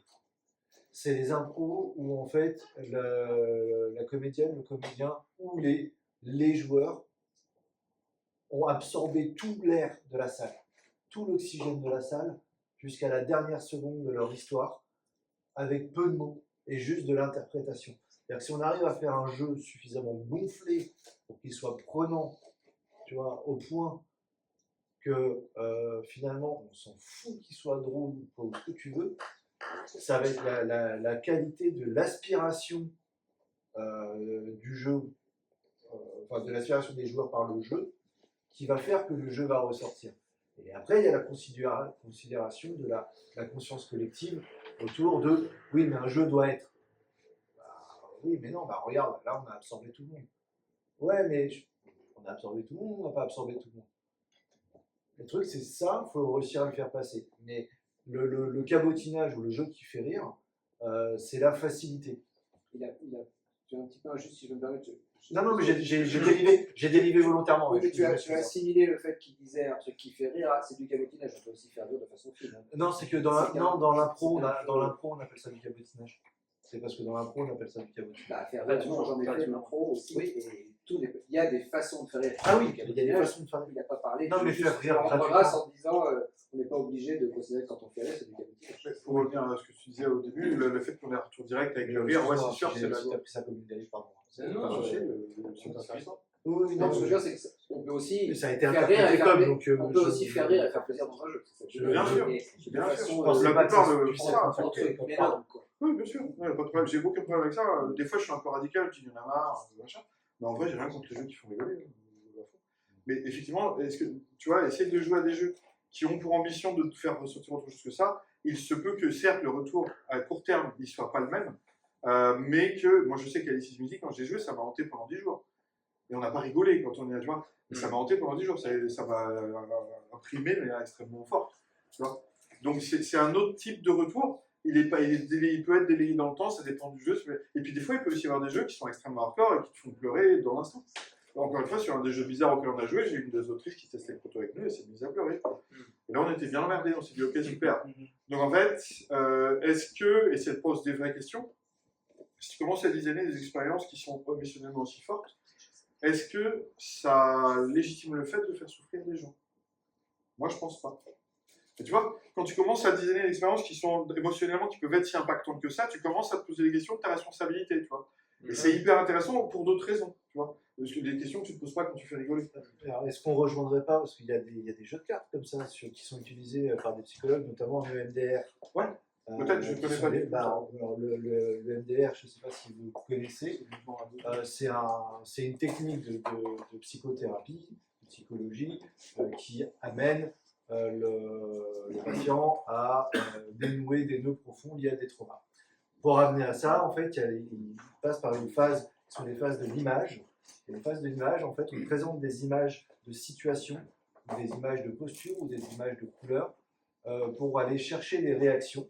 Et en fait, il y a un enchaînement, il y a une règle autour de l'utilisation de ces images. Donc, j'ai extrapolé parce que c'est vraiment très technique par rapport à ça. Mais si un jeu est capable de provoquer une émotion comme celle-ci, elle n'est pas forcément amenée à faire souffrir, elle est peut-être amenée à être utilisée pour libérer. C'est à ça que je veux en venir. Après, quelle est la limite dans tout ça? Je peux plus vous parler. Ouais. Et après, c'est ce que j'ai vu. En fait, je pense que dans le jeu de société, on se censure beaucoup parce qu'on a une certaine conception du jeu. Ce que tu disais, des jeux qui font rire, d'avoir du fun. Alors que dans le jeu de rôle, qui est aussi un jeu de société, notamment dans le jeu de rôle indé, Alice is Missing, à la base, en France, ça a été vendu comme un jeu d'enquête alors que c'est un jeu de rôle. On a plein de thématiques hyper engagées, plein de thématiques queer qu'on n'a pas dans le jeu de société. Parce que nous-mêmes, on se censure. On pense que ça ne va pas intéresser le public. Et la différence dans le jeu de rôle indé, c'est que de toute façon, on ne gagne pas d'argent avec. Donc la plupart des auteurs créent vraiment pour défendre des valeurs ou pour proposer des choses qui leur tiennent à cœur et vendent après ça sous fichier. Mais ce n'est pas quelque chose qui les fait vivre. Donc il n'y a pas cet enjeu derrière économique. Et je pense que c'est ça qui fait la différence. Et après aussi, ne vous censurez pas, parce qu'il y a aussi quand même des éditeurs qui sont intéressés pour des choses un peu différentes. Quoi. Il y en a un peu plus maintenant, ouais, peut-être. Il y a Audrey, il y a des éditeurs plus âgés, peut-être. Non, puis même, comme je te disais, moi, quand j'ai présenté à Blam le scénario de Carte Aventura que je voulais faire, qui est vraiment un scénario sur la thématique de genre, très engagé, très queer, j'y allais un peu dans la provoque en me disant, ils vont me dire, oh, tes trucs touchy, là, tu vas les garder. Et autant Thomas Dupont, qui était mon co-auteur, que l'éditeur, on me dit, ben oui, ça nous intéresse. Et j'étais la première étonnée. Et il y a 10 ou 15 ans, jamais j'aurais osé proposer des thèmes comme ça. Et je ne pensais pas que c'était des choses qui pouvaient intéresser un grand éditeur. J'y suis vraiment allée en me disant, je tente mon truc et on fera autre chose. Et j'étais vraiment la première surprise qui me disent, bah oui, on y va. Et j'ai pu faire le jeu que je voulais. Donc il y a quand même de l'espoir. Oui, je trouve aussi. Et après, j'avais juste une micro-remarque par rapport à ce que tu disais. Enfin, ça me fait penser, c'est aussi le même univers du jeu de rôle. Enfin, je connais des joueurs, j'ai jamais testé ça, mais qui ont une carte avec une croix. La carte X. En fait, en jeu de rôle, il y a tout un système qu'on appelle sécurité émotionnelle. C'est-à-dire que déjà avant la partie, on passe un contrat social avec les joueurs autour de la table, savoir s'il y a des thématiques qu'on ne veut pas aborder, s'il y a des choses qui sont vraiment tabous pour nous. Et ensuite, on a plein d'outils comme les lignes et les voiles, la carte X qui permettent de dire là, je ne peux pas, c'est trop fort pour moi. Là, pour rebondir sur ce que moi, le jour, le test qu'on a eu qui s'est mal passé, c'est parce qu'en fait, on ne pouvait pas mettre en place ce truc-là parce que c'était un jeu à twist. Qui commence comme un jeu anodin et qui se révèle être en fait un jeu qui te parle d'autre chose et qui te prend par surprise ou en otage. Voilà. Et du coup, tu ne peux pas le relire, donc tu ne peux pas avertir d'eux. Donc c'est problématique, voilà, et du coup, ça pose plein de questions. Mais on découvre, on expérimente, on se plante des fois. Mais pour rebondir aussi sur l'histoire du jeu de rôle, parce que en fait, bon, j'ai joué depuis très longtemps. Je trouve quand même que même dans les jeux, on va dire, grand public du jeu de rôle, il y a des thématiques toujours qui ont été quand même assez fortes. Je vois déjà par exemple le jeu Paranoia, bon, c'était traité évidemment avec l'humour, mais ça parlait quand même de toute la dérive bureaucratique et de toute cette toute-puissance en fait, qu'on donne justement à l'ordinateur et, toute cette puissance, et à ces régimes totalitaires aussi. Et je dirais aussi que Paranoia, en fait, j'ai arrêté d'y jouer avec la chute du mur de Berlin. Je m'en suis rendu compte un peu après. C'est que quand le mur de Berlin s'est effondré, quand les régimes soviétiques se sont effondrés, je me suis dit. Je crois que c'était plus vieux. J'y crois plus. Tous les mecs qui parlent du mur de Berlin. C'est que, en fait, tu vois, j'entendais quelqu'un qui disait est-ce que finalement les jeux c'est fini? Est-ce que finalement par exemple, moi je pense pas du tout, parce que là on est vraiment au bord d'un grand basculement où l'Occident va perdre complètement sa suprématie. Et en fait, ça va complètement nous obliger à changer notre vision du monde et donc finalement notre façon de jouer, ou du moins notre façon de faire les jeux, puisqu'on va changer notre vision du monde. Moi, j'ai pas de vision politique de ce niveau-là, je sais pas. En vrai, je suis pas prophète du tout, je sais foutrement pas ce qui va se passer. Mais oui, je pense aussi que ça peut changer. Je te dirais moi non plus, mais je sais que ça va changer. Oui, parce que je vois comment ça s'effondre, ça peut pas y avoir de réaction à ce niveau-là. Je vois pas de réaction positive. Et ce que je veux dire aussi sur le côté noir aussi, c'est que je me souviens la première fois, enfin quand j'avais arrêté Paranoia, je me souviens, j'ai été maître du jeu de ce jeu, j'avais beaucoup joué, j'ai beaucoup masterisé, et je me fais un peu sans rien. Et à un moment, j'étais descendu à jouer des cartes, à la cave, et je regarde un peu tous les jeux, et on m'avait parlé de Cyberpunk. Je me dis, tiens, c'est quoi Cyberpunk? Je joue au Cyberpunk, puis je dis, oh purée, mais c'est trop noir, quoi, la drogue, les trafics d'organes et tout ça, mais bon, je veux vraiment pas jouer à un truc comme ça, tu vois. Ah ouais? Ah ouais. D'accord. Et tu vois, je le referme, je commence à monter l'escalier, puis tout d'un coup, j'ai une révélation, je dis, ah si, il y a un truc que j'ai compris, je suis redescendu, j'ai pris le jeu, j'ai pris les règles, j'ai pris j'ai tout pris, quoi. Et c'est quoi que tu as compris? Et ce que j'ai compris, c'est que Cyberpunk, c'était notre avenir. Ah, bah voilà. Et que je me suis dit, je peux pas passer à côté. Ah non, et que je vais avoir tous les délires là-dessus, tout ça. Je me suis dit, bah oui, c'est ce qu'on va vivre. Alors, on pourrait presque conclure là-dessus. Cyberpunk, c'est notre avenir. C'était notre avenir. Parce que là, quand il est en train de s'effondrer, heureusement, il va passer à autre chose. Voilà. Et pour finir sur un dernier jeu encore plus sombre, il y a un jeu qui m'a beaucoup intéressé, c'était Culte. Tu vois, pourquoi tu joues à des trucs comme ça? C'est vrai. J'ai pas pu jouer à ce jeu-là. Ah bah oui. Il a joué à. J'ai tout lu, tout ça, j'ai trouvé ça passionnant, mais je te dis jamais je pourrais jouer à un truc pareil. Ah ouais, moi non plus. Je veux bien dire que je vais pas aller plus loin. Tu vois, il y a un côté, l'horreur, mais pas trop quand même. Alice ou des jeux intéressants, tu vois. T'es gentil, quoi. Non, c'est pas gentil du tout, Alice. C'est un jeu qui Je a un robot. plaisante, je fais le redirty phrase. C'est que j'ai fait comme Il n'y a pas de souci. je sais pas que je sens que ça Alors, une dernière intervention avec Léandre, et après on va clôturer. Si vous avez d'autres questions à poser à Henri, de toute façon, tu restes encore un peu avec moi, nous. je reste là. Voilà. Il a soif en plus, ça Il a fait soif, il parle beaucoup. Voilà, donc on va terminer avec Léandre, ensuite on va conclure. Et puis de toute façon, on s'en va pas très loin, on pourra tester des protos aussi.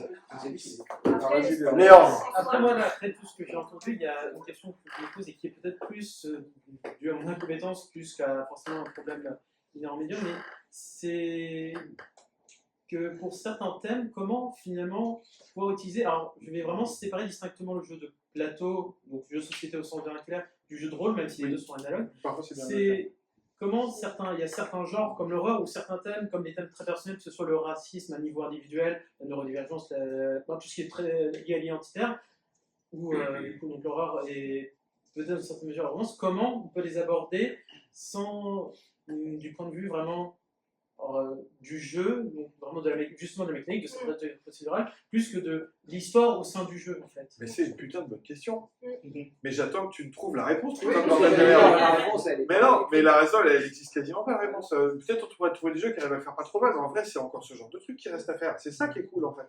Non.